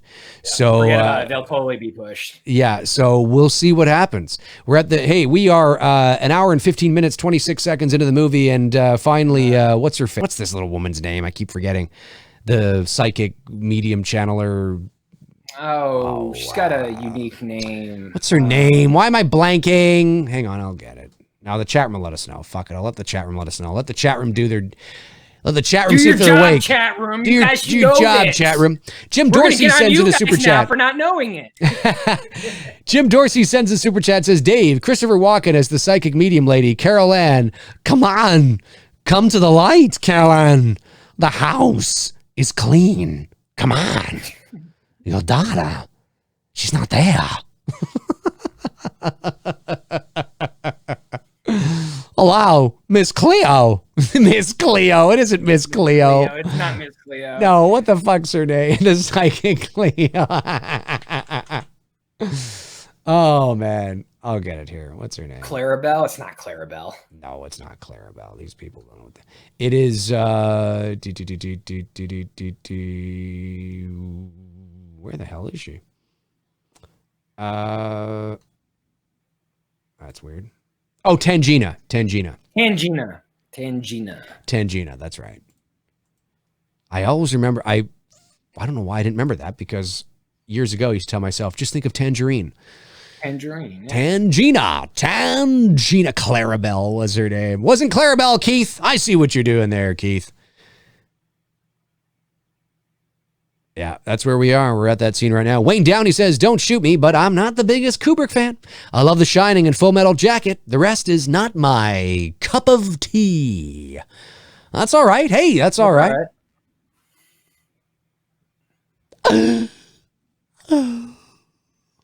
And I love how even Craig T. Nelson at this point still is not totally convinced. Yeah. You know, he's kind of lowering the drink like, I don't know if I'm buying this lady. Oh, yeah, 100%. Because yeah, I get it.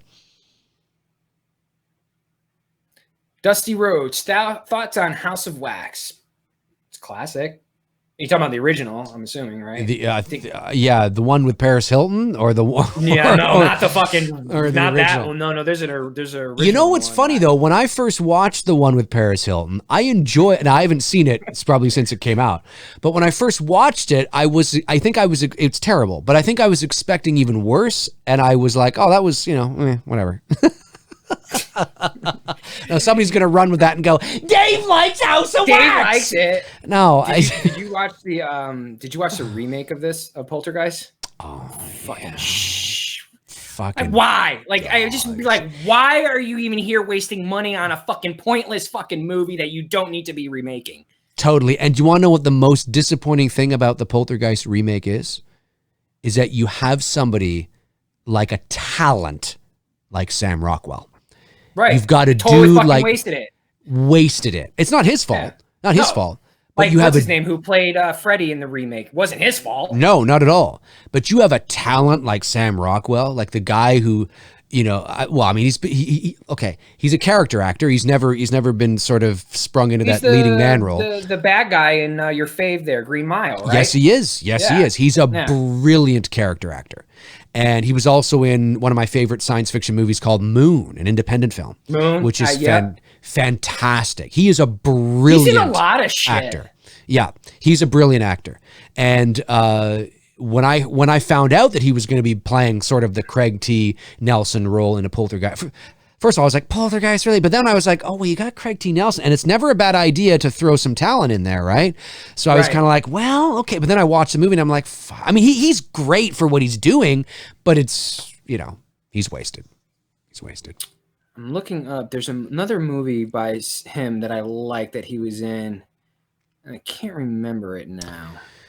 Tabitha Short says, Mason James, yes. Dave, I did see that. Mason, I was going to respond to you. Mason James says, Dave, became a patron today. Happy to support this great community. Well, thank you so much, Mason. Really appreciate your support, man. Really appreciate your support. I will send you a quick message to formally thank you as soon as I can there. I did see it come in, so thank you so much. I really appreciate that. And welcome to the fam, my man. Welcome to the fam. Geeked Out Turtles fan 39 says, Jackie Earle Haley was creepy as Freddy, but the actors around him sucked, and the script was... I could not agree more. DT UK says 2001, that film was years ahead of its time for special effects. Indeed it was. He's in Iron Man 2? What the fuck part does he play in Iron Man 2? Sam Rockwell's in Iron Man 2? Yeah, I'm trying to remember. Mickey now. Rourke's in Sam. I know he's there. Mickey Rourke's the villain. I know Mickey Rourke. Have you heard him now? He sounds like this. And he looks worse than Madonna, man. He's just so unrecognizable. I don't even recognize him, just like I don't even recognize Madonna. Damn it! If you were to ask Mickey Rourke, if he wants a cup of coffee, he'd probably be like, "Very soon, when we come across it's me, Mom. It's me, Mom." It's like sounds like Sling Blade. I can't even fucking understand a shit thing Mickey Rourke says anymore. Like Sling Blade. Speak up, Mickey. We are at 1 minute 21 seconds. An hour and 21 minutes and 20 seconds into the movie. Tangina is just sort of talking about the process and where Carol Ann has gone and how dangerous it is and how dangerous this is going to be for them to retrieve their daughter back. CM, I don't know what the initials stand for, but you're right. He was Downey Jr., who plays Tony Starks. He was the competition he was an arms dealer. That's who Sam Rockwell. I don't even remember that. That's who Sam Rockwell. He's right. Now that I'm seeing the scenes in my head now, because like I was drawing a blank. I'm like, who the fuck was he in Iron Man 2? I don't even remember that. Don't even remember it. I think I saw Iron Man 2 in the theater as well.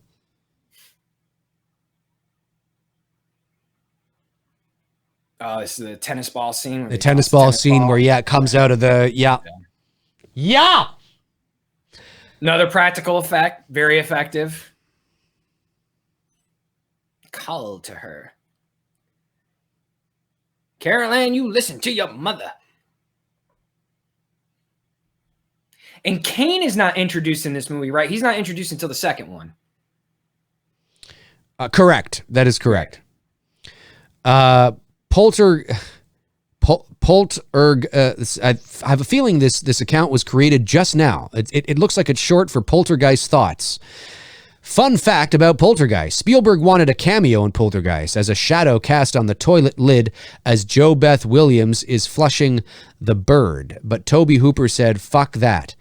I have never heard that. I would need to independently verify that. I've never heard that. I don't know why that would be, because the shadow that is cast on the toilet is the bird, and that makes the most sense. Yeah. That doesn't sound like a Spielberg thing to me, or a Hooper thing. Or a Hooper thing. But I would have to. You kind of get to know these directors' styles and their approach to filmmaking, and that doesn't sound like something neither one of them would do. No, I'd have to. I mean, maybe it's true. Maybe it is, but I'd have to find out. Cool. I'll take a look into that. Robert Thidoff says, do you think Heather O'Rourke would have had a successful acting career as an adult? Statistically, statistics say no, because very rarely do child actors make the transition to adulthood and become hugely successful. People like Leonardo DiCaprio are really an anomaly. It's an anomaly. Very rare. No one has ever done what he's done. You know? I mean, listen, we all thought, for those of you that are old enough, I'm pretty sure if you were old enough to remember a little girl named, why am I blanking on her name? Hang on one second here. Why am I blanking on her name? Well, I mean, just look at what Danielle Harris, she gives a great performance in Halloween 4 as a kid actress. But, I mean, really, her claim to fame is Halloween 4 and 5. She had the little spot on Roseanne. She, little thing in Urban Legends, and she's had a successful horror career. But when you look at the talent as a kid actress, it didn't really transition into like the adult roles. No, you're absolutely right. And doesn't mean she's bad. No. But a lot of that has to do with, people are saying Drew Barrymore, right? Yep, sure. Drew, Drew definitely did the kid adult. But statistically, if you were to look at the and again, there are a lot of kids that are good. Okay, there are a lot of kids that are really good, but we're talking about kids that are exceptional. And it's very far and few between people who make that transition. And there was a young girl who was still acting, who actually was in Once Upon a Time in Hollywood, and I didn't even know she was in there. She's not young anymore. She's probably close to 30. But when she was a young girl acting, it was like, holy fuck, watch out for her. Like Elijah Wood type watch out for her kind of thing, right? Dakota Fanning. That's right. Robert Kitzmiller says Dakota Fanning. She was brilliant, believable, powerful. She's not doing anything. I mean, was she in Once Upon a Time in Hollywood? Sure, absolutely. But when I think the last big thing that Dakota Fanning was a part of was the Twilight thing, right? It might have been, yeah. But she's a terrific actress, but unfortunately it never made that. And again, it all depends, right? I mean, there's levels to these things. I mean, not everybody can be a Leonardo DiCaprio, and you could make the argument that DiCaprio was far more successful than Barrymore ever was. So I mean, there's there's different levels to these things. It depends on who your agent is. It depends on what you turn down. It depends on the choices you make for your career.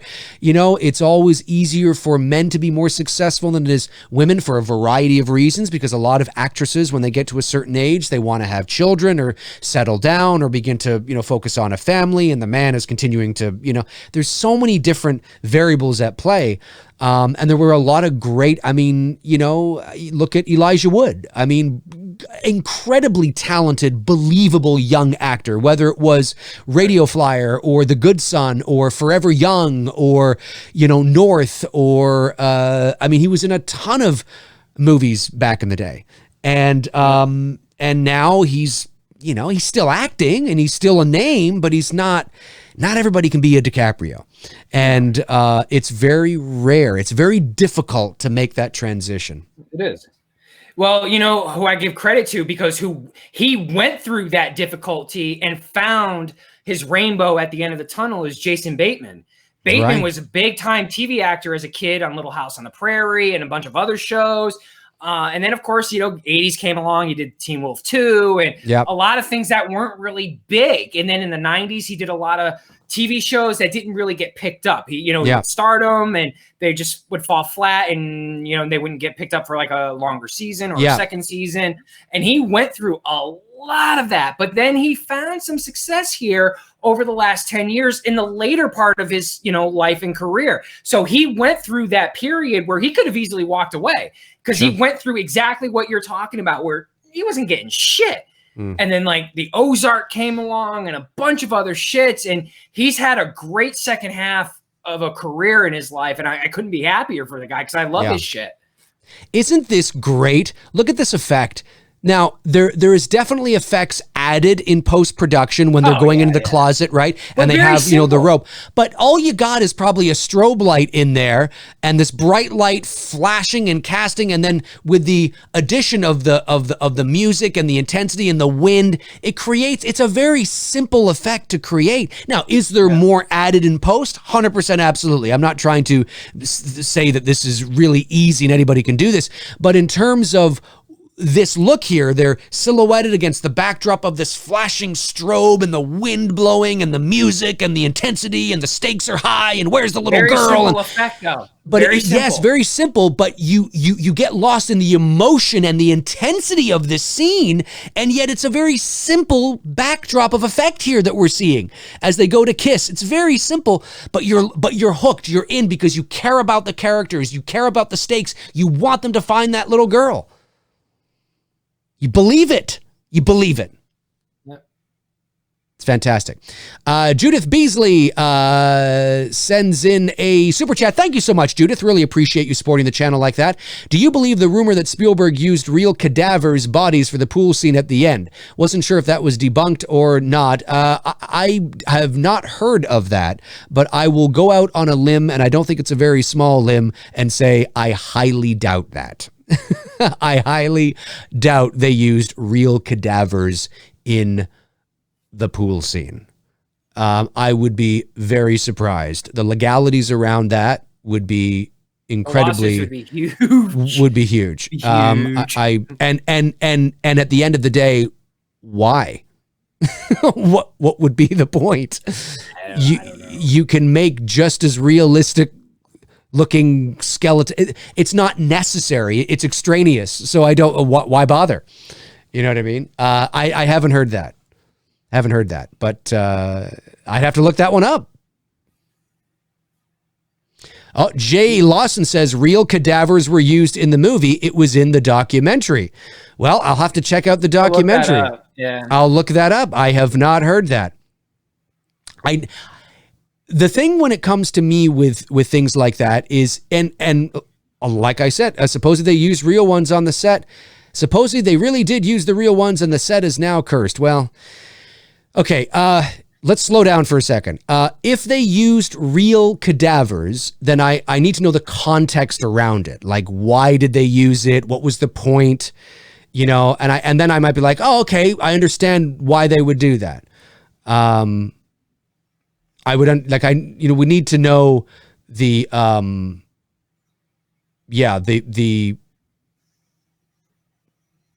the reasons for it. Well, I mean, like Poltergeist. Great shot. I love that the head coming out of the closet like that. Yeah, I know. Such an amazing shot. And there they. What? That's a great shot too. Coming from like this light. It's all just light and falling through the ceiling. So great. So great. I love it. He's like, no, nobody touched them except me.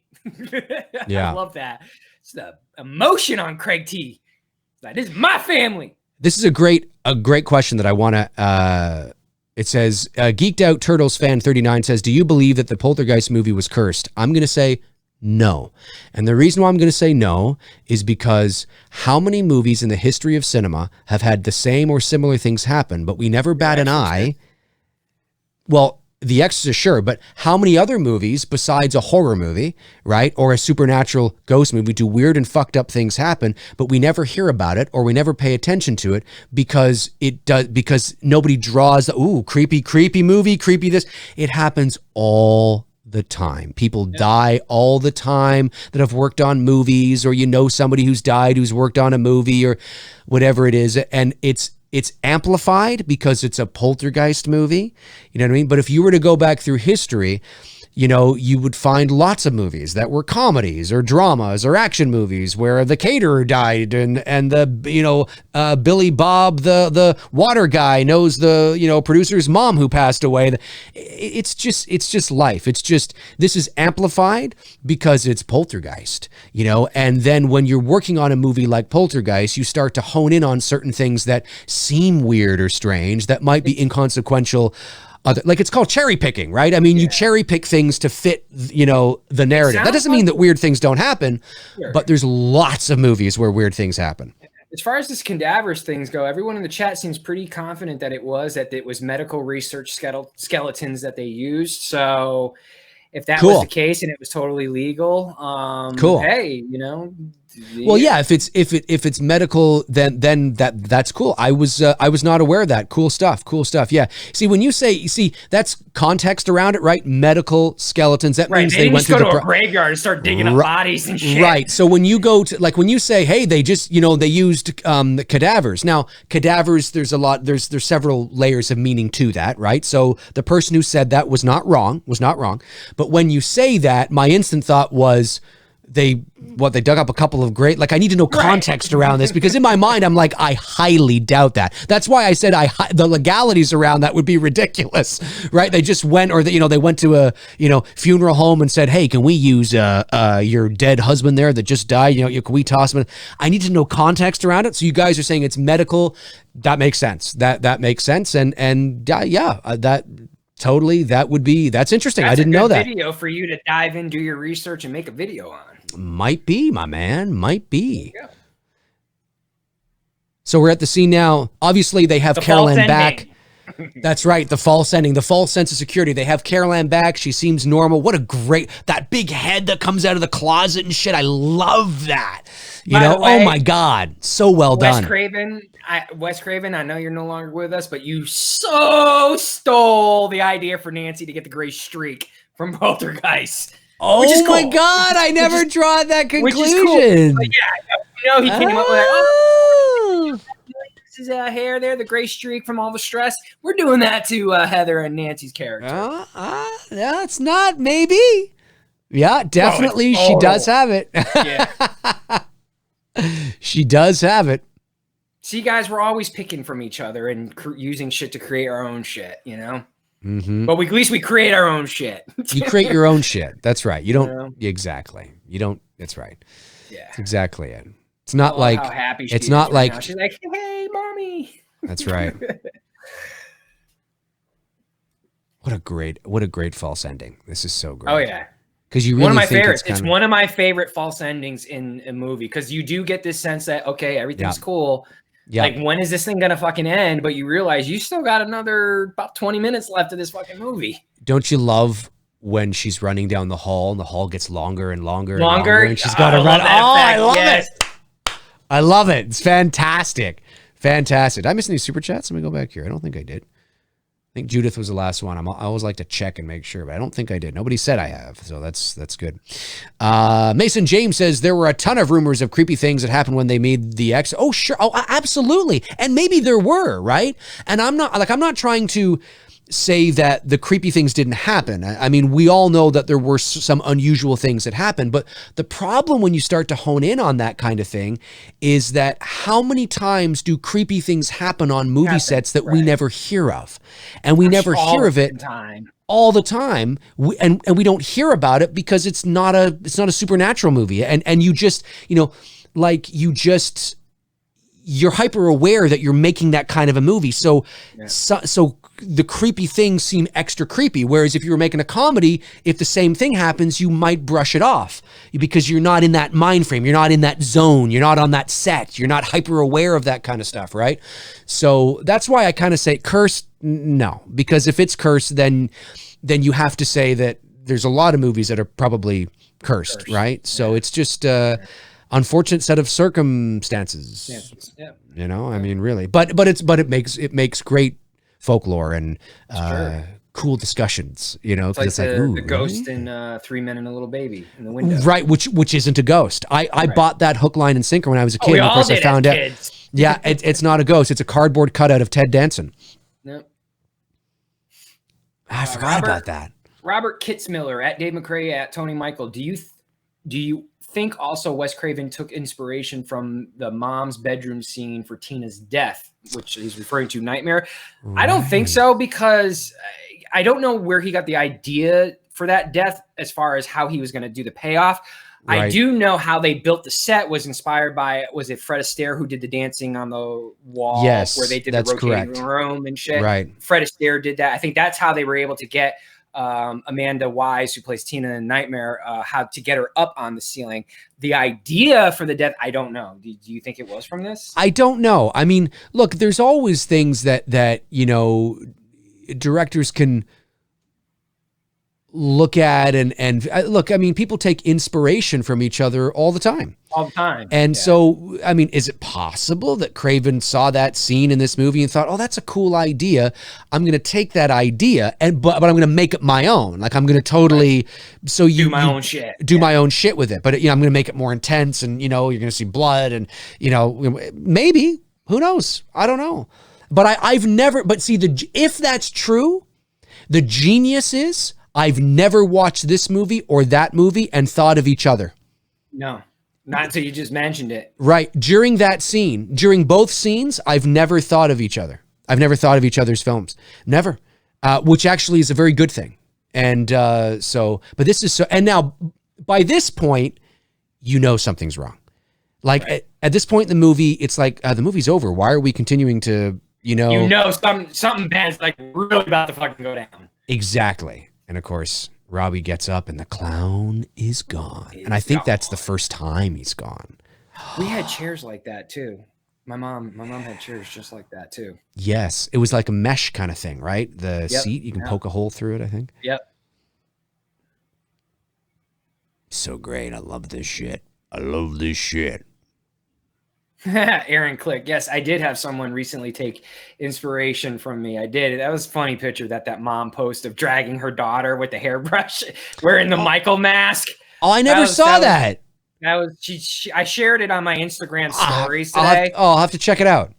One of my Michael pictures where I have Michael dragging the girl and he's got the knife in his hand and the pumpkins in the hallway. Right. The mom did the same, recreated that shot of her own, but she's dragging her daughter whose hair's all nappy. She's got a brush in her hand wearing the Michael mask and shit. I was like, oh, that's cool. That is cool. I'll have to check that out. That's what you do, guys. You don't just rip my photo off and re-edit it and call it your own. You just go and make your own shit. Exactly. Exactly. This is so great. I love when the shirt comes up. Oh, yeah, the shirt. Yeah. Oh, what the fuck is going on here? She had great abs. Yeah, really good abs. That'd be so frightening. It's almost like Exorcist frightening. I mean, the effect of JoBeth Williams climbing the wall here was probably the same approach that Fred Astaire rotating room that they did in Nightmare on Elm Street. That effect was probably the same thing. I don't know. I don't think so brilliantly done. Craven took this idea from Poltergeist. I really don't. Yeah. I think he just thought it was a creepy kill to do, and it is. It's my favorite in Nightmare. Yes. Oh, it's my favorite Elm Street kill of all time. But so creepy. Can you imagine? But it's similar. It is similar watching it. You know, it is similar. I can see the similarities. Can you imagine watching that moment, that scene where she's gone this for the first time in 1982? Can you imagine? Oh, I'd been like, what in the fuck? I'm like, what the fuck? Remember, folks, a lot of, if you're younger, the key to enjoying older movies is to put things in context. I mean, it's 1982. Imagine that. I mean, watch things within context. Look at that too. Oh my God! Look at her face. Like, I love this. Oh, does it ever? The ghost, yeah. Oh yeah, it holds up like crazy. Look at her. Don't touch my baby. Look at that. It looks so great. Jim Dorsey, Toby Hooper took the day off to grab coffee when these final 15 minutes were made. Probably right. Probably smoking his stogie like, Steven, if you need me, I'm over here. Yeah. Oh, this is everything about this is Spielberg. And again, I don't want to diminish Toby's contribution to this movie. There's no doubt in my mind that he had creative input, but Spielberg's prints are, I do believe that Spielberg had his hands on this movie more so than it is led on he did. There's two things about Toby Hooper I am certain of. He was a great horror film director, and if he wasn't a horror film director, he would have been a great fucking mobster leader. Do you ever just like watch him talk with a cigar in his hand? Like, yes. He just looks like he could be a Don or a Godfather.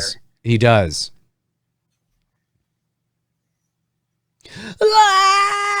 Medical cadavers. Still creepy and a very effective, creepy scene. Yeah, very effective. Oh, it's a great scene. Isn't this whole extra? And correct me if I'm wrong. Those of you that have watched the Poltergeist documentary, this is so Spielberg. Is the this whole extra?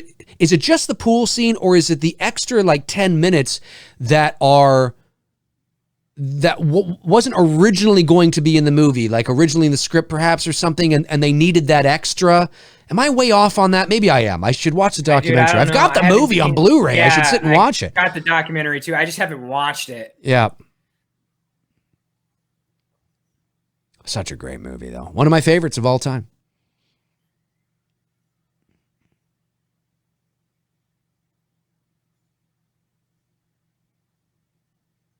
So great. Of course, the coffin's coming up from the pool. Jim Dorsey says Spielberg directed the last 15 minutes. I think he did more than that. I think he did a lot more than that. Yeah. This whole thing is, I love that. I love, looking up to the, I love it. What's going on? He's like, no, I'm good. Yeah. Dude doesn't man up, coward. Dude, man. You know what I miss about movies? When movies were events, lining up and like, you look at the poster and everybody's excited to go in and, here it is. Look at that. I love this visual. Oh my God. Visual.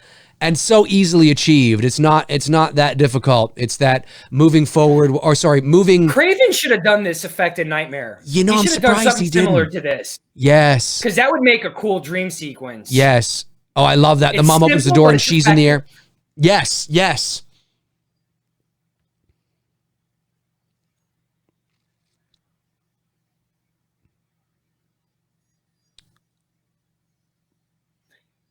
Heather must have been like, I get to fly on the bed again. Oh, yeah, 100%.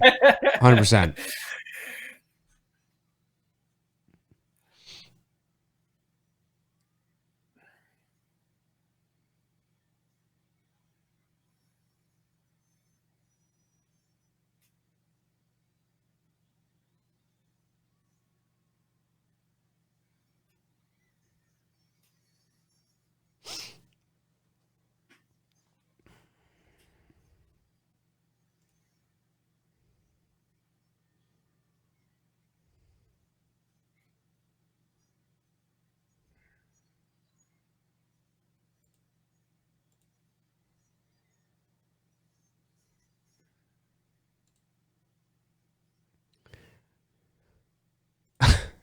I love it. He pulls up like, what in the fuck? I have a feeling Thoughts is Devontae Huntley.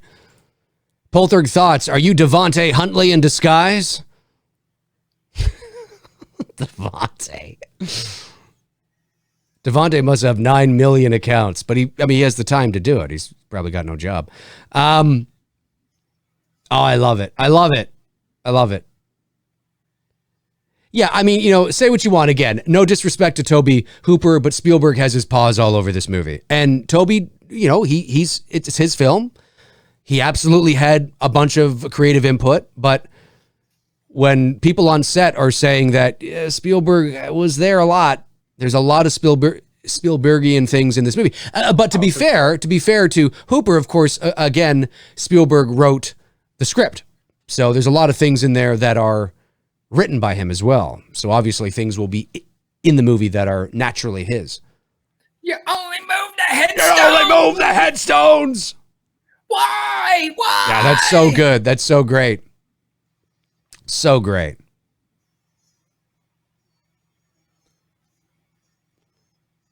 All getting into the car, very much like an Amityville horror ending.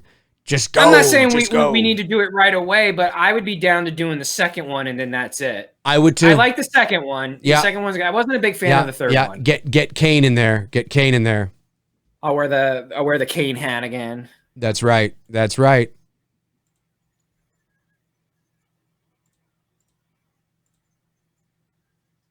There you go. Sorry, Poltergeist Thoughts. I blocked you.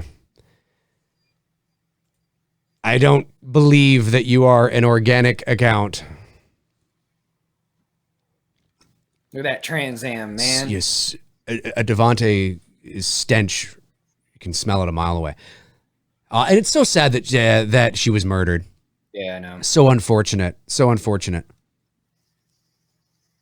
Yeah, because she's not in the second movie. Yeah. That's right. Because she was killed before they made the second movie. That's right. She was. I think she was away. She was away. Right? Yeah, something like that at school or something. That's right.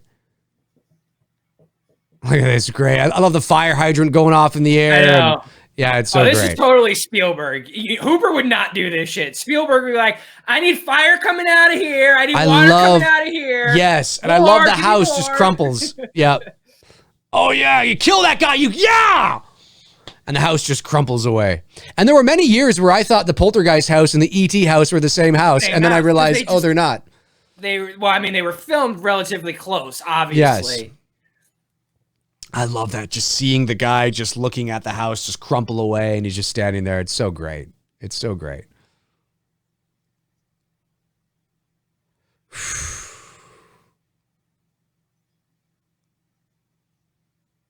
Everybody's like, so yeah, I guess we're moving. Yes, exactly. Watch the house crumple up. I guess we're going to move. I guess that's it.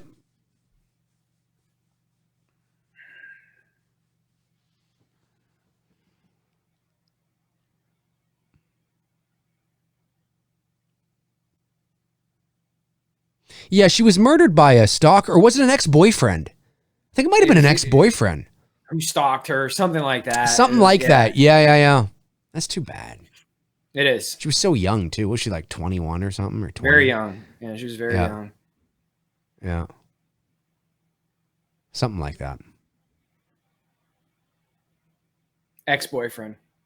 That's what the chat room. An ex-boyfriend. Caleb Alice says. Thank you, buddy. Her ex-boyfriend, yeah, that's what I thought. And this is the it. This is the it. This is the. I was going to say this is it, and this is the end of the movie. This is the end of the movie, where of course they go into this motel room, and I love them. The old school Holiday Inn. Oh yeah, that's right. The Holiday Inn there. That's right. They push the TV outside, and then Carol Ann's theme begins to play, and it says, I think it says, produced by Steven Spielberg is the first, and then directed by Tobe Hooper. Yeah, I think. Yeah. But Spielberg definitely got his name first. He got his name first in there. He did. Or Tobe Hooper. Good old Tobe. Yeah. I like Tobe Hooper. I mean, he was good. Just it was. Gave us some good movies. Salem's Lot, Texas Chainsaw. Yep. 100%. 100%. Oh yeah.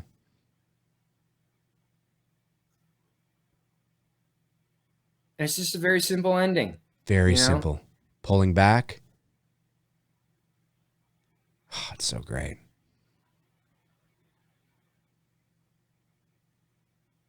What a great way to end that movie. Carol Ann's theme playing right now as we pull back. Steven Spielberg production. Yeah. Gotta get that name in there first. You gotta go in there. Mr. Spielberg. Associate producer Kathleen Kennedy. Good old Kathleen Kennedy, folks. Before you became a douchebag and ruined Star Wars. Kathleen Kennedy, one of the greatest, despite what you think of her, folks, one of the greatest producers in the history of cinema. Oh, she's Kathleen Kennedy. No, I will not argue her resume. She has done some great shit as a producer back in the day, but I can't give her credit what she's done with Star Wars, though. No, and for me, the only film I don't like is The Last Jedi, and I'm not a big fan of Rogue One. Damn, I haven't even seen Toby Hooper's name pop up yet. Well, it was at the beginning of the film. Oh, okay. Yeah. Okay, you're right. Yeah, you're right. Yeah. Anyway, that's it. That's the movie, folks. Poltergeist, the original Poltergeist from 1982, directed by Toby Hooper, produced by Spielberg. Said assistant to Mr. Spielberg, because it's saying the assistants here. It should have said assistant to Mr. Spielberg, Toby Hooper. Assistant to Mr. Hooper, coffee guy. Aw, poor Toby. Now we're just being mean. We're being mean, folks. We're being mean. No, like I said, I mean, listen, Toby Hooper absolutely, for all intents and purposes, directed this movie. He did direct scenes, obviously. He did have creative input. He directed the narrative and, of course. But, of course, as the rumors had been for years, and it was confirmed by the assistant camera guy, that Spielberg was on set a lot more than that a producer normally would have been. And he had a lot more creative input than normally he probably would have been. Or a producer would have had, I should say. And he said that Spielberg was there. He was, it was, I mean, at the very least, you could probably think of it as co-directed.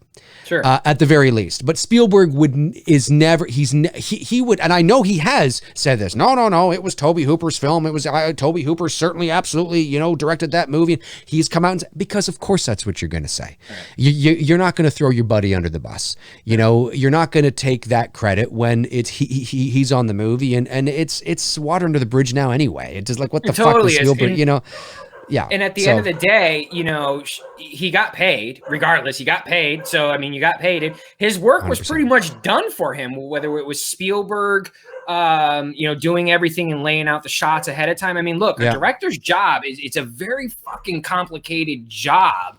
Between working with the cinematographer, blocking shots and shit like that. If I'm Toby Hooper, I'm thinking like, well, fuck, Spielberg's got this shit already taken care of for me. I don't got to do shit. Just show up, smoke my cigar, and call action and say, cut. Yeah. You know what I mean? And also, too, with somebody like a Spielberg of his, even though he's only essentially 10 years into his career, I mean, you have the guy that has done Jaws, Raiders, Close Encounters, he's right there. I mean, Hooper would have been absolutely probably, enamored with him and taking some advice as well. Absolutely. Even inadvertently, even like casually, but again, I don't want to take anything away from Toby, but certainly it is an interesting anecdotal insight into what the set of Poltergeist may have been like. Let's go to the chat room for some questions. We'll take this thing. Let's take it to 9:30. We'll take it to 9:30. Sounds good. Another 15 minutes of questions, guys. Let's do this. Let's do it, you guys. How you guys doing? Hunkering down? You guys okay? You guys doing okay?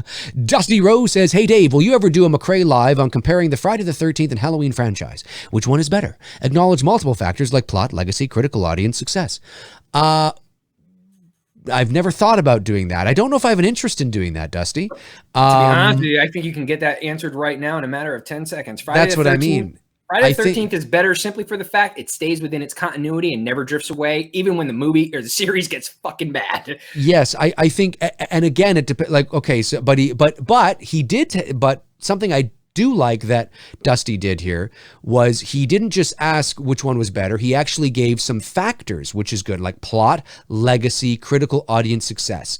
So I will say the Friday the 13th films don't have much of a plot other than I will say, as much as I don't like the Halloween films in the direction they did, I think I'm going to give plot to Halloween, because I think Halloween from a plot perspective is more interesting. Whereas the Friday the 13th are very sort of, it's not really, it's pretty much the same movie. Camp counselors come, kill. Camp counselors come, kill. Camp counselors come. You get a lot of sort of the redundancy of that. They try to change that up a bit with 6, and then certainly try to bring in, the telekinetic or kinesis or something in 7, and then Jason Carrie. goes in. I mean, Carrie, exactly. They try to kind of, but I think plot is probably, even though I don't like what they did with Halloween, basis on that, it might be a little more interesting, I guess. There's more there. Sure. Legacy, I would say, in terms of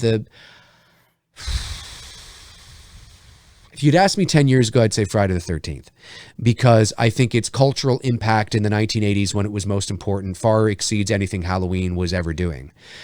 Jason is undoubtedly one of the most iconic figures in the history of horror, and I would say more so than Michael Myers. However, now Michael's just the king of the mountain, doing up there by himself. And primarily he's allowed to do that because there's no competition. No. So it's hard to say. That's interesting.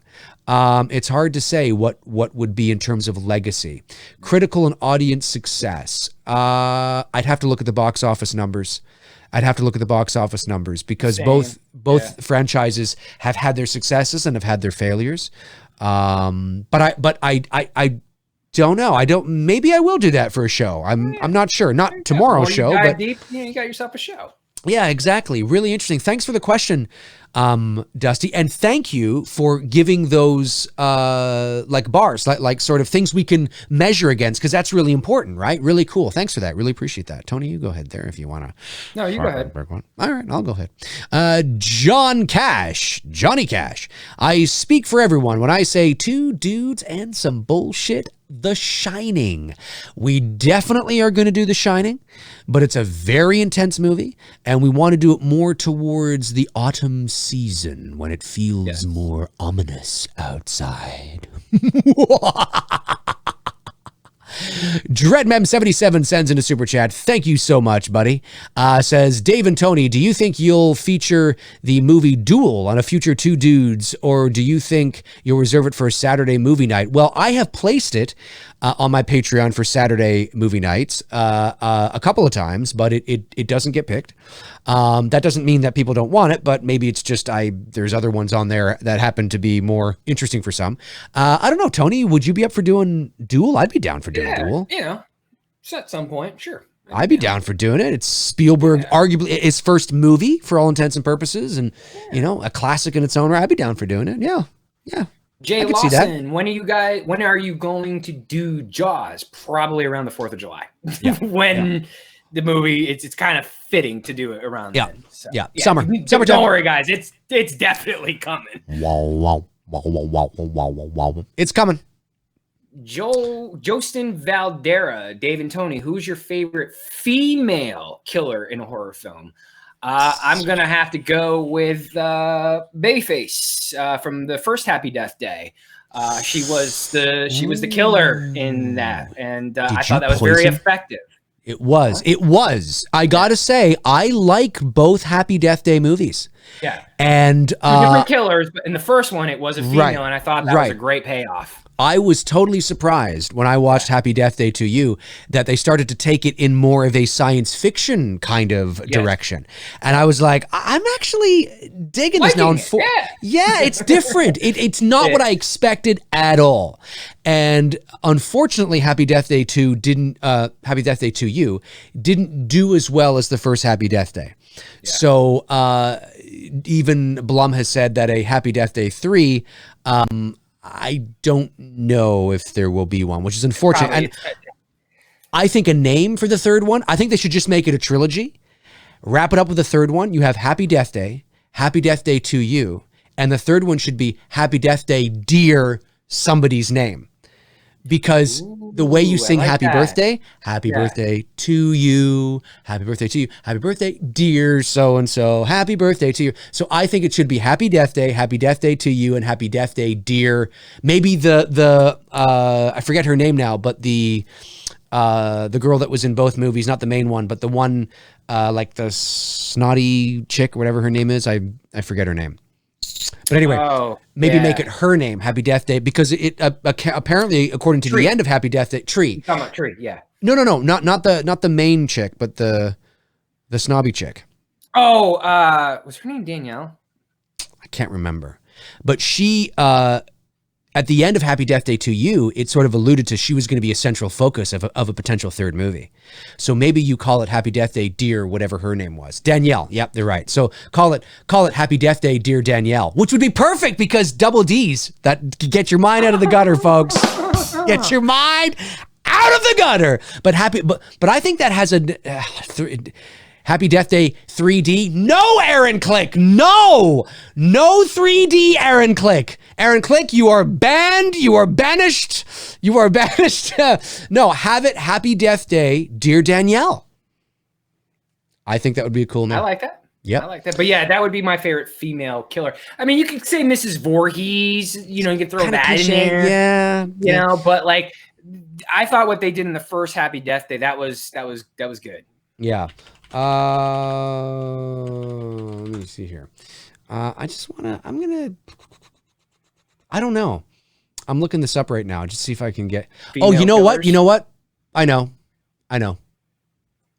Well, we don't know if she was a killer, but she definitely was heading in that direction and definitely probably would have done it. But and because of the kind of person she was, who knows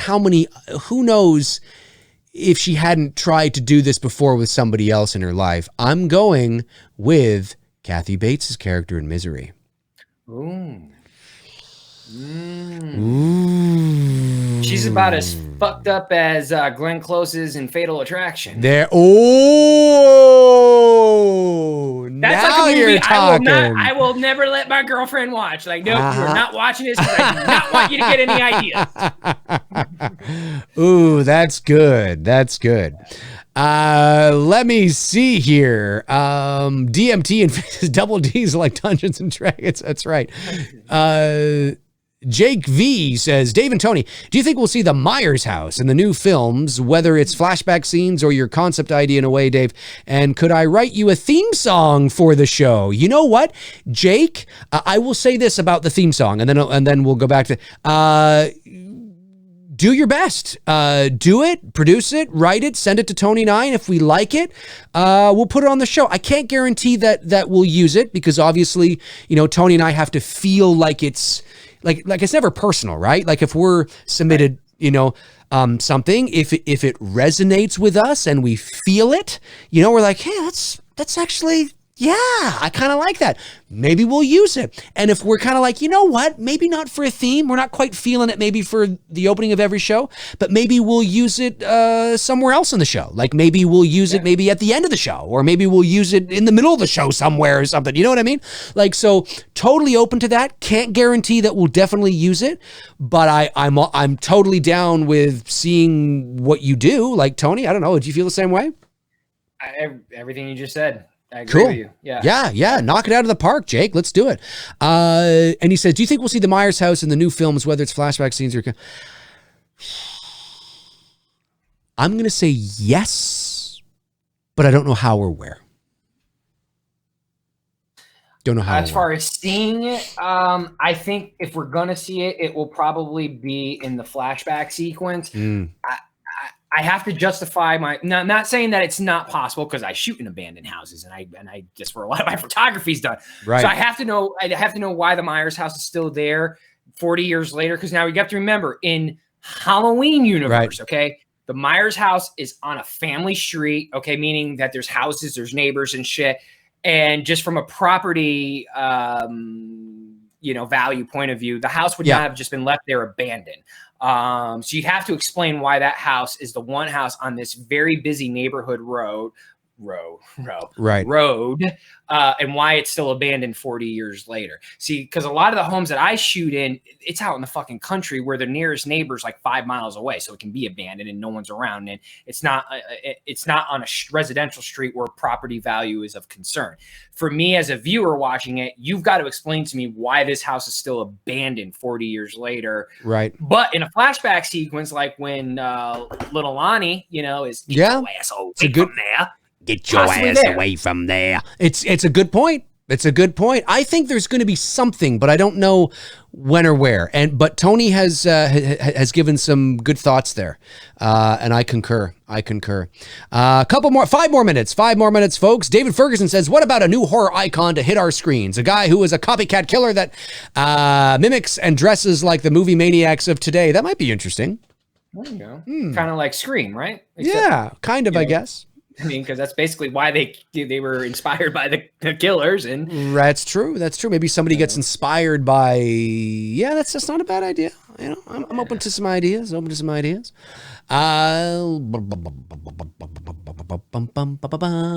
Downey says, "I would like to see the Myers house not abandoned, maybe lived in and fixed up." Ooh, kind of like what we saw at the beginning of the original film. Maybe, yeah. Interesting. Hey, when are you getting what's her name on the show, by the way? Sandy Johnson. Thank you. Yes. Sandy and I talked about 2 or 3 months ago, and she asked me to touch base with her again at the beginning of May.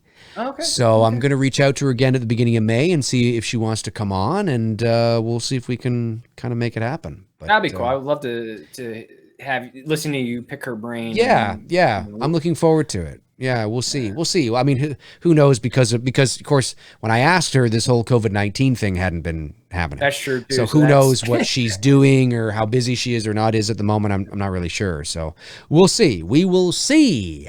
4 minutes, folks. 4 minutes until the end of the show. Let's see here. Who do we got?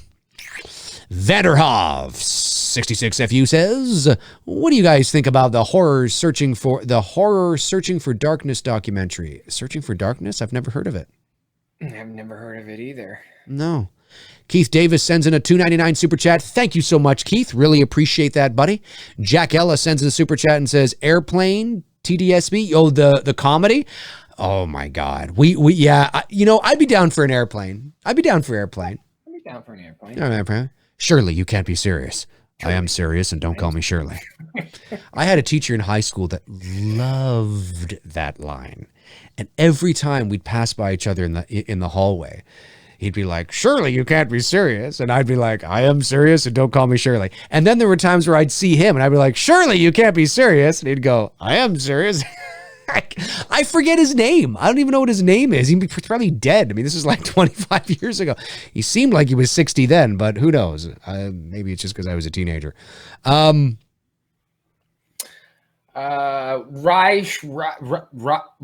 Wilson. I don't think I pronounced your first name. I think it's Reese Wilson. Hey, Tony, like you, I'm a big fan of Cheers. Do you prefer the Diane years, season 1 through 5, or the Rebecca years, season 6 through 11? Well, that's tough because I do like Kirstie Alley as Rebecca. She came in; those are big shoes to fill, and I do like the dynamic brother, sister, best friend relationship that Sam and Rebecca have. But Sam and Diane that's the one thing I can say about Cheers is this.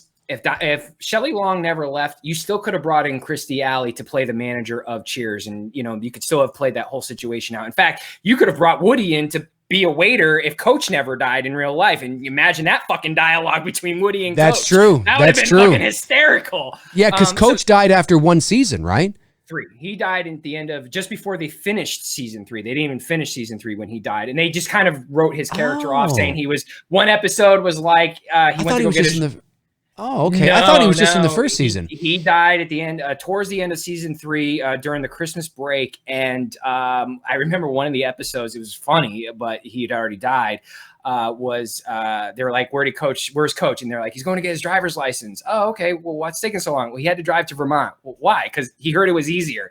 Like they were doing things to fill in. That right. Until obviously season 4 they announced that he had died and whatnot. But yeah, I mean, like it's what do you? I mean, the Kirstie Alley, Shelley Long, Diane, and Rebecca debate will always go on. Do you ever have a preference between the two?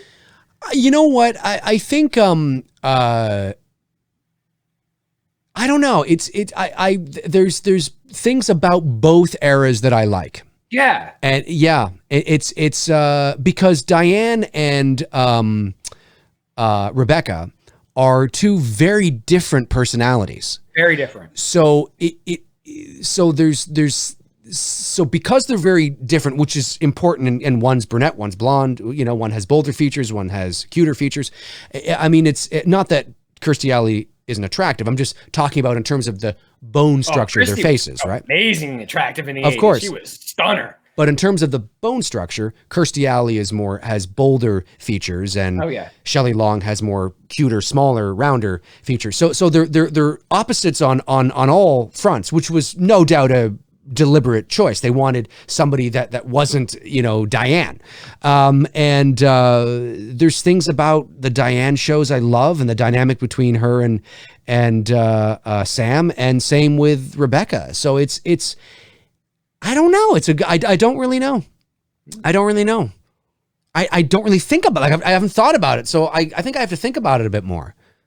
There you go. Another show. Yeah. We do a cheer show or something like that. Someone said you missed a super chat. Did I miss a super chat? Let's see here. Let me, the last super chat I see here is, Jim Dorsey. I missed Jim's chat. Oh, is that what he said?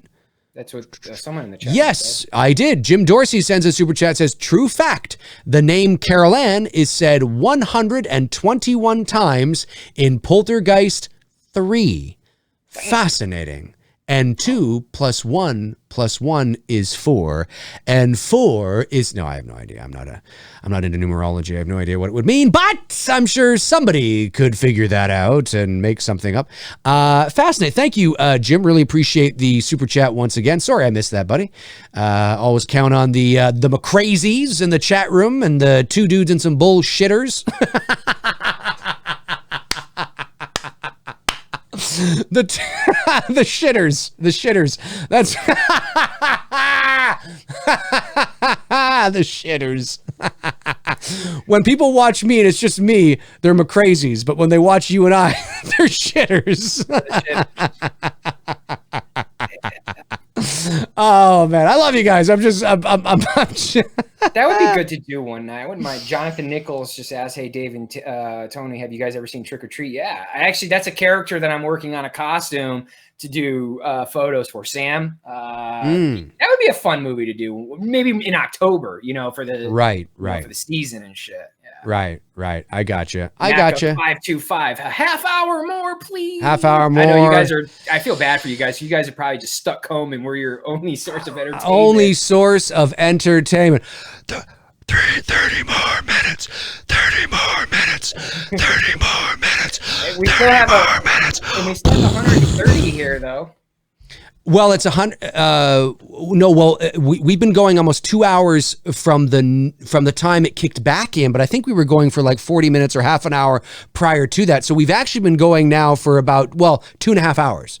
That's a Dave call, guys. That's up to Dave. He's controlling the channel. We've been going for 2.5 hours. We'll go a little bit longer and see where we go. There you go, guys. Yeah. Send in those, I should say. $500 super chat gets you to... No. $500. How much you want to spend, you bastards? No, I'm just kidding. I'm busting your balls, folks. And those of you that have balls, because some of you may not. Robert Kitzmiller says, favorite scene from Parasite. Toilet gushing was... Oh, Parasite. Guys, if you haven't seen... Parasite was fantastic. I don't know. Parasite yet. Don't say anything. That's on my watch list. Really, in the next week, I'm gonna watch it because it just got released digitally. Right. I'm gonna say that. So I'm not gonna say any specifics. I'll just say that there is there's a lot of scenes in there that I absolutely love. But I will say, of course, and this may be a bit of a cop-out, but I can't really, but there's, but this isn't a spoiler because it's out there. It's known. Talk about it. I'll take these out. Oh, okay. All right. Okay. Well, I'll just say that. Let me know when you're done. Okay. All right. I'll just say that when there's the turn, when the shift happens in the movie, and you realize you think it's one movie, but then all of a sudden it ends up being another kind of movie. That was like, whoa, what the fuck? And there you go. That's how There we go. Ethan LeBlanc says, stay sharp, my dudes. Thank you, Ethan. You too, my man. Maca525 says, only way I'm keeping positive right now. Thanks to both. Yeah, you know what? Well, I'll be back tomorrow morning as well, 11 o'clock a.m. I have an idea for a topic that might be interesting to you guys. It'll be very interactive, so we'll see how that goes. Very cool. What time are you doing that about? 11 a.m. every time. Yeah, that's when I try to do my shows. Tuesday, Thursday, Friday, 11 a.m. Eastern Standard Time. I think I'm up to episode, I think it's 38 tomorrow or something. Crazy shit. You're cranking those fuckers out. I know, it's because I'm doing 3 a week. So. Oh, okay. Yeah, that would make sense. Yeah, that's why, ladies and germs. That's why. Is Frank, it really? Lee Bowers just said Jaws is the 45th anniversary this year. Boy, that's coincidental. That it is the 45th anniversary this year. Wow. We keep catching the fire with these anniversaries, man. Holy Chainsaw Massacre. Crap. What else? Nightmare. What else? We just had another one. I think we're going to do a Goonies episode, aren't we? Goonies. We did a Goonies anniversary. Yeah. No, we're going to, because Goonies is 35 this year. Right. What was the other one we just did? Not too long Back to the Future. Back to the Future. That. Yeah. Damn. Jaws is an anniversary. Wow. That's 45. That'll be a 45. Jonathan Nichols says, Dave, who's the next guest on the, oh, you mean guest on the show? I'm not sure yet. I have a few ideas of people I'm trying to line up. So not sure yet, but when I know, you'll know.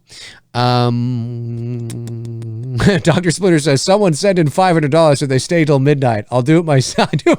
But I'm cheap. $500. $500, I'll hang out here till midnight. Oh, $500. Yeah, don't do that. Don't do that. Whatever. No. Don't do that, because money is very tight. Yes, money's very tight, and I can't go to midnight. So please don't do that. Someone's gonna do that, man, and you're gonna get stuck. But I'll tell you though. Where's Tony? Well, yeah. Remember those guys from Sesame Street? Stooges. I was thinking of the Stooges. Oh, you're thinking of the Stooges. I was thinking of the two-headed monster from Sesame Street, where they're like. I was thinking of the Three Stooges. Oh no! You know the pink or purple two-headed monster, and then they'd be asleep. One would go, and the other one would go. And the other one would go. You sound like fucking Larry or Curly from the Stooges, dude. Yes. But that's what they would do. And then all of a sudden their sleep would be interrupted by like a letter or like half of a word that would pop up. It would go, like say it was like, like T-O for Tony, right? Like it'd be like T-O. And then on the other side, it would be, N-Y, and it'd be like, and then it'd go, Tony. Yeah,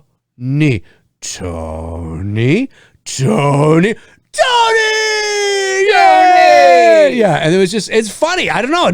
I mean, I can't be the only one that remembers a two-headed monster. Of course, I'm totally dating myself now. But certainly, I cannot be the only one that has remembers that. Right. Frank Riker says, "I said $5 Dave and Tony better be in a thong." You don't want to see that, my man. Hey, look, keep that money. If you got that money to burn or spend, keep that, because obviously during times right now, you need it, especially if things are very difficult. But also, too, once Bruce and I can finally launch our Indiegogo campaign for It's Me, Billy, we want you guys to support that as well. But also, Bruce and I, hopefully sooner rather than later, but of course, everybody right now in the world of film and entertainment is sort of just kind of on a day-to-day watch and see what happens here. But obviously, Bruce and I are planning on doing a couple of like live stream-a-thons where we just take super chats, and all the money raised goes towards the film and all that kind of stuff. So, who knows what'll happen then? But don't send that at $500. No, really. I will say this though. When I first started, the very first time I was eligible for super chats, I think it was the first time, one of the first times, I did a stream and somebody sent in $150 and I was like, what the hell? hell? Holy snapping crap. I was like, yeah, $150, $150 right off the bat. I was like, well, geez, this could be interesting. No, listen, I mean, the super chats are there because they help keep these shows going. They help keep us on the air. But they are, like we've always said, and I've always said, I don't care whether it's 99 cents or, $20. I mean, every little bit helps. And you guys are awesome. Super chat did come in though from Judith Beasley that says, Dave, please dramatically scream and act like you're turning into a werewolf and yell, Tony, it's happening. Save yourself, Tony. All right, here we go. Oh boy.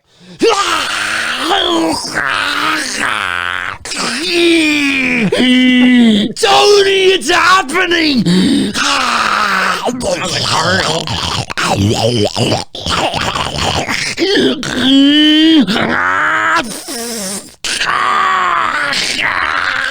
Could you imagine someone tuning in right now at this exact moment? It's like, wait, what the fuck? I thought they were watching Poltergeist. What the hell is this? Can you imagine?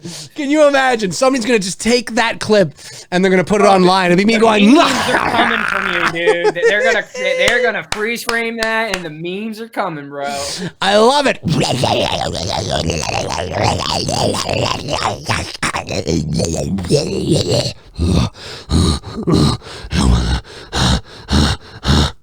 There you go. Sounded like a bad porno for a second there. Oh, man. Little Candyman there. Candyman. That got delayed, right? That got pushed back. It did, right? yeah. It got pushed to September 25th.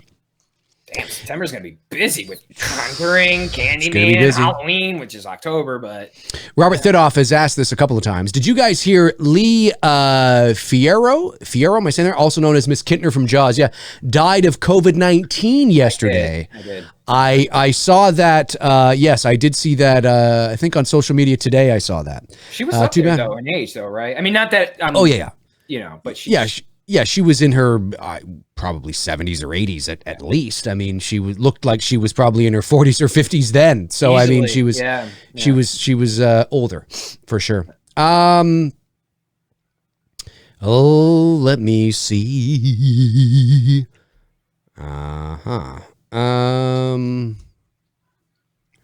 Well, we didn't see Kevin Bacon's boner tonight, but we are getting the girl's ass at the beginning of the shower scene. The girl's there it is. 4 older actors died in the past 48 hours. That's true. Kiefer Sutherland's mom, but not because of COVID-19, I don't believe. Yeah, no, she didn't die of COVID-19. Yeah. David Lee Barron says, "Don't hurt your voice." Yes, that's right. No, I don't want to hurt. I don't want to hurt the gold jewel. my instrument for my work. Excuse me. That's right. Hello, come on, David Lee Barron. I think your shoes are untied. You need to do up your shoes now. That's younger walking than older walkings. Diamond. No, that was awful. Hang on. It's more like your shoes are tied. Come on. Dave, come on. Something like that. It's like he's more like, hello. He's like, now your shoes are tied. It's somewhere in there, somewhere in that range. I'm laughing at Frank's super chat. I said Candyman 5 times and Sammy Davis came out. That's groovy, babe. That's groovy. I think he's more like, that's groovy, baby. Yeah. Yeah. Something like that. Yeah, come on. Somewhere around there. Original Rat Pack. Hello, come on. Yeah, your shoes are tied.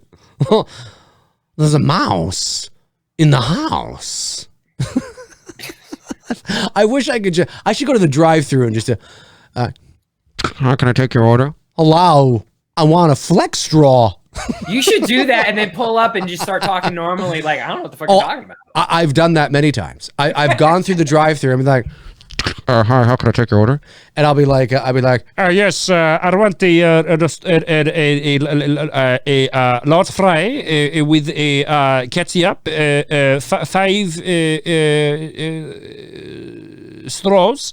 I've done things like that, and then when I roll up, I'm like, hey, yeah, was it Yeah, it'll be debit, please. Yeah, thanks. And they look at me kind of like what? Oh yeah.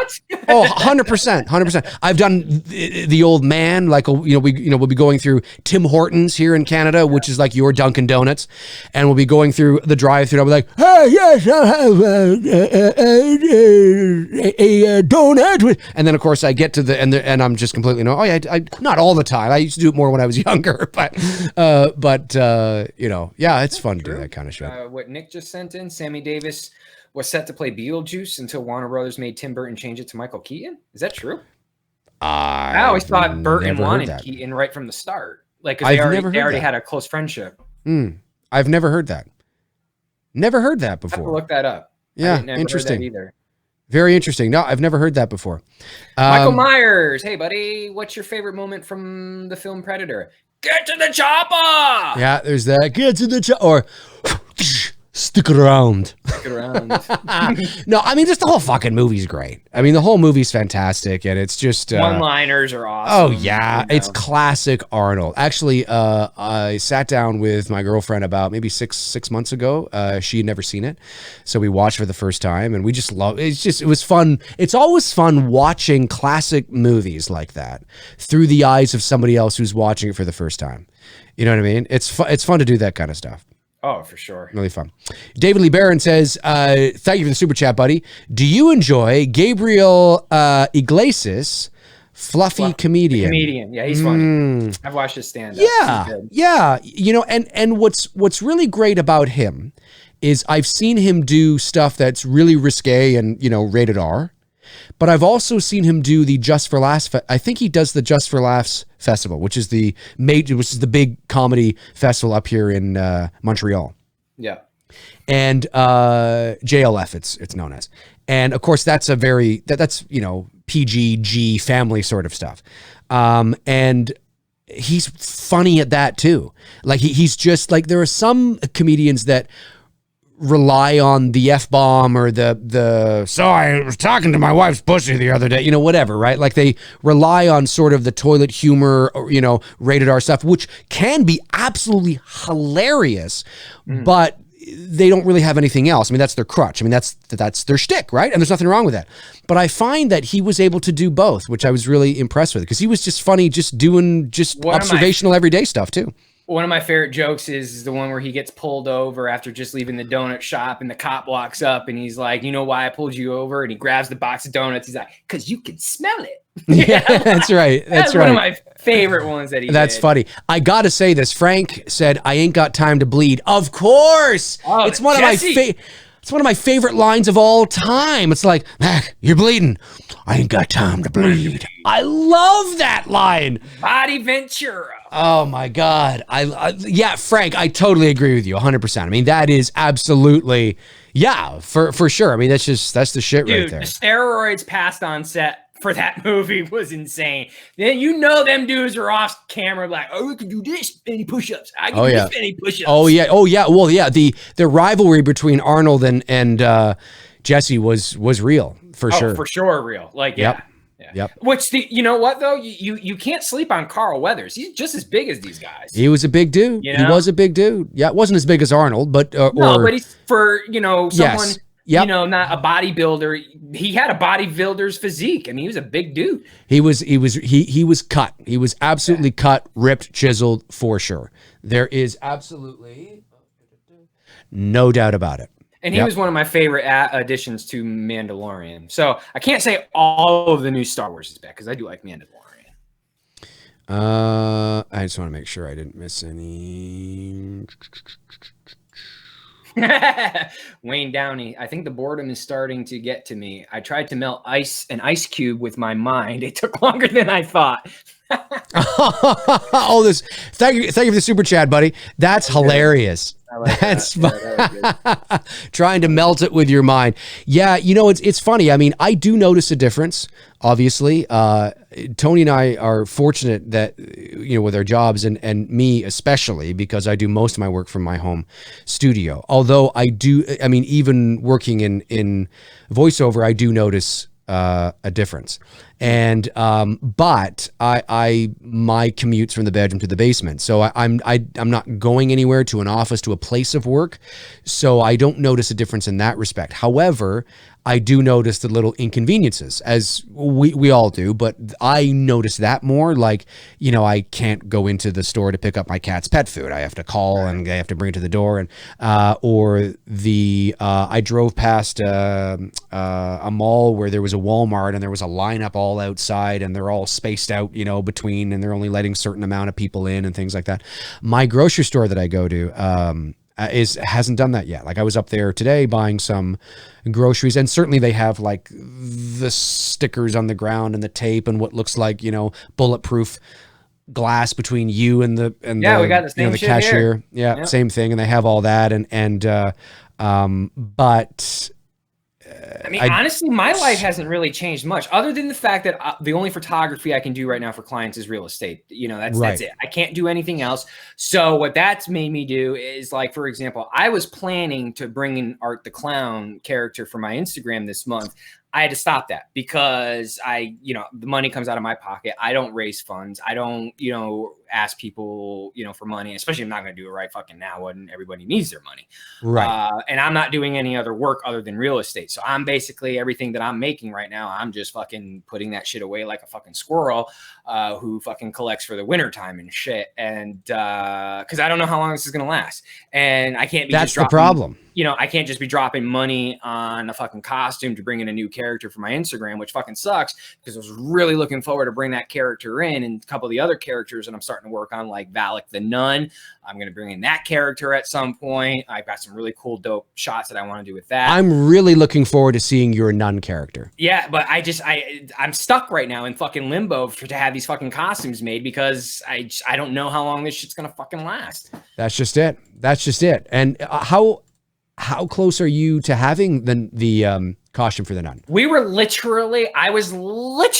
got the measurements from the person that I'm having play the nun for me, and then the shit fucking happened, and I'm like, well, I think we might need to hold off. And she understood. She gets it, but I literally got the measurements and was literally about to start, going in on that and getting it done. And then this shit started happening and everything started to shut down. I was like, well, that's not going to fucking happen. Dude, that's so close. Dude, here, I can at least show you this part of it because I got 3 of these bad boys because I wanted it to fucking stand out like a sore thumb in the photos. I didn't want them to be super small. So I actually got this from a real Catholic church. They're super big freaking crosses. So, like, you can just imagine if you can. Oh, that's awesome. Yep, that's awesome. You can see it in the light here. So you can imagine, because of how big these suckers are, when I put this around the person who's playing the nun for me, and it's silver, so it's going to fucking pop like a son of a bitch off the fucking cameras. I'm not sure if I'm going to do upside down. I kind of feel like, I don't want to test the waters on certain things. Right. Like one of them that I don't want to test the waters on. So I just might leave it. I might leave it right side up. But it was the first piece of what I was beginning to put together because I got 3 of them. Right. And I didn't want super big. I didn't want it to look gaudy like, but I wanted it big enough so that when people saw it, it's going to fucking really pop off the, what do they call the nuns? I'm not sure. Whatever that thing is called. Yeah. So that's cool. I can't wait to see it though. Yeah, that's I'm looking forward to doing that. David Lee Barron sends in a super chat. Thank you, David. Says, could a Jaws fan film work? Well, it's funny because I had that conversation with Cecil Laird, a couple of weeks ago, and he loves Jaws. He loves anything great white shark related. So you must be a big fan of Shark Week. I would assume so.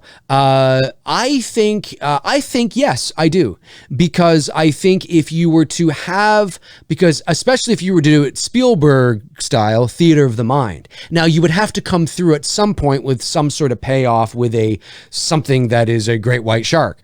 But a lot of your fan film can be theater of the mind, underwater camera work, POV, good characters, I think it could work. I totally think it could work. Yeah. See, because when people say, they start to think about the logistics of the shark and how would you do the logistics of the shark? And that's true. 100%. That is your biggest obstacle in any Jaws fan film. some of the best stuff about Jaws and about the shark, is the stuff we don't see, is the POV shots, is the theater of the mind, is the music, is the anticipation and the glimpses of the shark and fins and things like that. And that stuff is pretty easy to do. I mean, it's going to take a little bit of money, but it's I think it could be done. But again, there has to be a payoff where and then of course, that's the problem, right? But certainly, I mean, I think it's more achievable than one might think. And I actually have an idea for, it's not an original idea because this is actually based on real events. Who wrote Jaws? Peter Benchley. Everyone knows he wrote that based off of actual events that took place on the New Jersey shore back in 1916. Yes. Mm-hmm. True shit, like real shit went down, and the great white shark killed, I think, 4 people and maimed 1 little boy who lost his leg. Something like that. I would take that story of the early 1916s because it's a really interesting story from the first events that happened, because when the first shark attack happened, everyone was like, no, sharks don't attack people. This didn't happen. And it became like this little blip in the newspaper. Like no one really cared. And even the people who did newspaper pressings at the time, they didn't even think the fucking story was worth even writing, because they didn't believe it. Because again, at the time, 1916, people didn't think sharks would attack people. And if they did, they thought their bites were so weak that their teeth would fall apart. Of course, finding out as shit went down, it was a shark, and by the ending of it, you had the whole community fucking hunting down this fucking great white shark. And I would literally, in my opinion, I would take that story and recreate Jaws, because you're not ripping off the original. You're telling a new story. You're telling it in a different time frame, and this is the actual fucking story that went down. So it would be cool to do. Yeah, that's not a bad idea. You know what? You've sold me. I might put that thing into development, at least development. Write a treatment, right, and see, and and it happened. Travis, the attack on the boy. Oh my God, this is fucking crazy. So one of the kids who gets killed, it's in a pond, like an actual pond, which where Peter got the idea of the pond and the attack on the dude. So the kid gets attacked. The other kids that are there swimming in the pond run off. They go get this adult guy. This adult guy comes running in to save the kid. Yeah. He doesn't save them, but he's carrying him out of the water. Then he gets attacked and killed. Fascinating. Saving the kid. That's awesome. Not that I want to exploit someone's death on the scene, but when you actually start to unfold it, and I think enough time has passed that you could do it, change the names of the people, and tell that story, that would be terrifying. Yeah, you've sold me. You've sold me 100%. Dr. Splinter sends a super chat. Thanks for staying on late, guys. No problem. We're going just a couple more minutes right to 10 o'clock. Robert Kitzmiller sends in super chat and says that's for Veda. Thank you. I will give it to Veda. She'll take it and she'll spend it on some catnip. That's what it'll do. Yeah. Does she like catnip? She loves catnip. Yeah. And yours does or doesn't? No. Oh, mine loves catnip. Yeah. We call it her weed bag. Now, here's a question. On my 1916 Jaws idea, would you go old school Bruce style with the shark? Yes. I think you almost have to. Yes. You know what I mean? Yep. Yeah. And you could probably do it even better now because of the technology. Yeah, I would not do CGI, not like fucking, no. I would do like animatronic real shit like you said and just make it better. But I would totally go Bruce. Yeah. Yep. Exactly. Yep. For sure.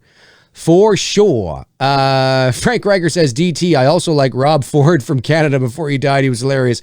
For those of you that don't know who Frank is talking about. He died? Rob Ford, yeah. He died of cancer in 2016, I believe. Rob Ford was former mayor of Toronto from 2010 to 2014, and he was going to somebody else. Never mind. Okay. Yeah, he was going to run again. He was a very polarizing figure, very non-PC and outspoken, and said a lot of real crazy shit.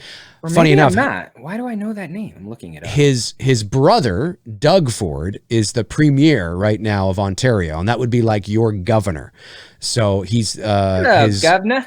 Yes, his brother Doug is the premier of Ontario. I know who this dude is. Yeah. Okay. Yeah. Okay. I didn't want to say it, but just the heavyset guy. Right. That's right. Okay. That's right. That's right. Yeah. Well, his heavyset. Not saying that to be a dick, but that's no. He was. Well, no, Tony. He was fucking fat. Okay. Let's just. You said it, not me. He was fucking fat.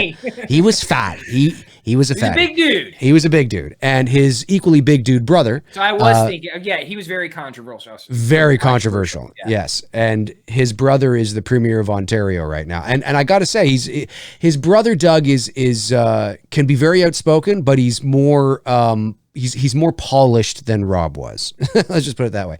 All right, last one of the night. David Lee Barron sends a super chat and says, "What do you think of The Car from The Car? Far scarier than the Christine Car, in my opinion." Oh, I have not seen the movie The Car, but The Car is really cool. It looks really awesome. What is it? It does. I haven't seen it, so just do a quick Google search right now. Put in The Car. What year was that? 70? I think. Wasn't Brolin in that? It's a cool looking car. It's a black car. Damn, looks like a fucking what the Batmobile should look like. It's a really, really cool looking car. What is that? I can't tell what kind of fucking car I don't know. It is dope looking. I'm still you know, I mean, because it's tough because I haven't seen this movie, you know what I mean? So it's like really tough to make a comparison to obviously the iconic Plymouth Fury, that's the Christine car, that I always fucking confused with the Bel Air because the two fucking look alike. Essentially, essentially, right. But it's tough because I hadn't seen the movie, but I will say from the visual pictures, the car, like I said, it looks cool. Like it could be the fucking Batmobile, but I mean, that Plymouth, man, it's a tough one. It's a tough one, but it is a cool looking car. Sweet Tea sends a super chat and says, "For the channel, my friends." Thank you, Sweet Tea.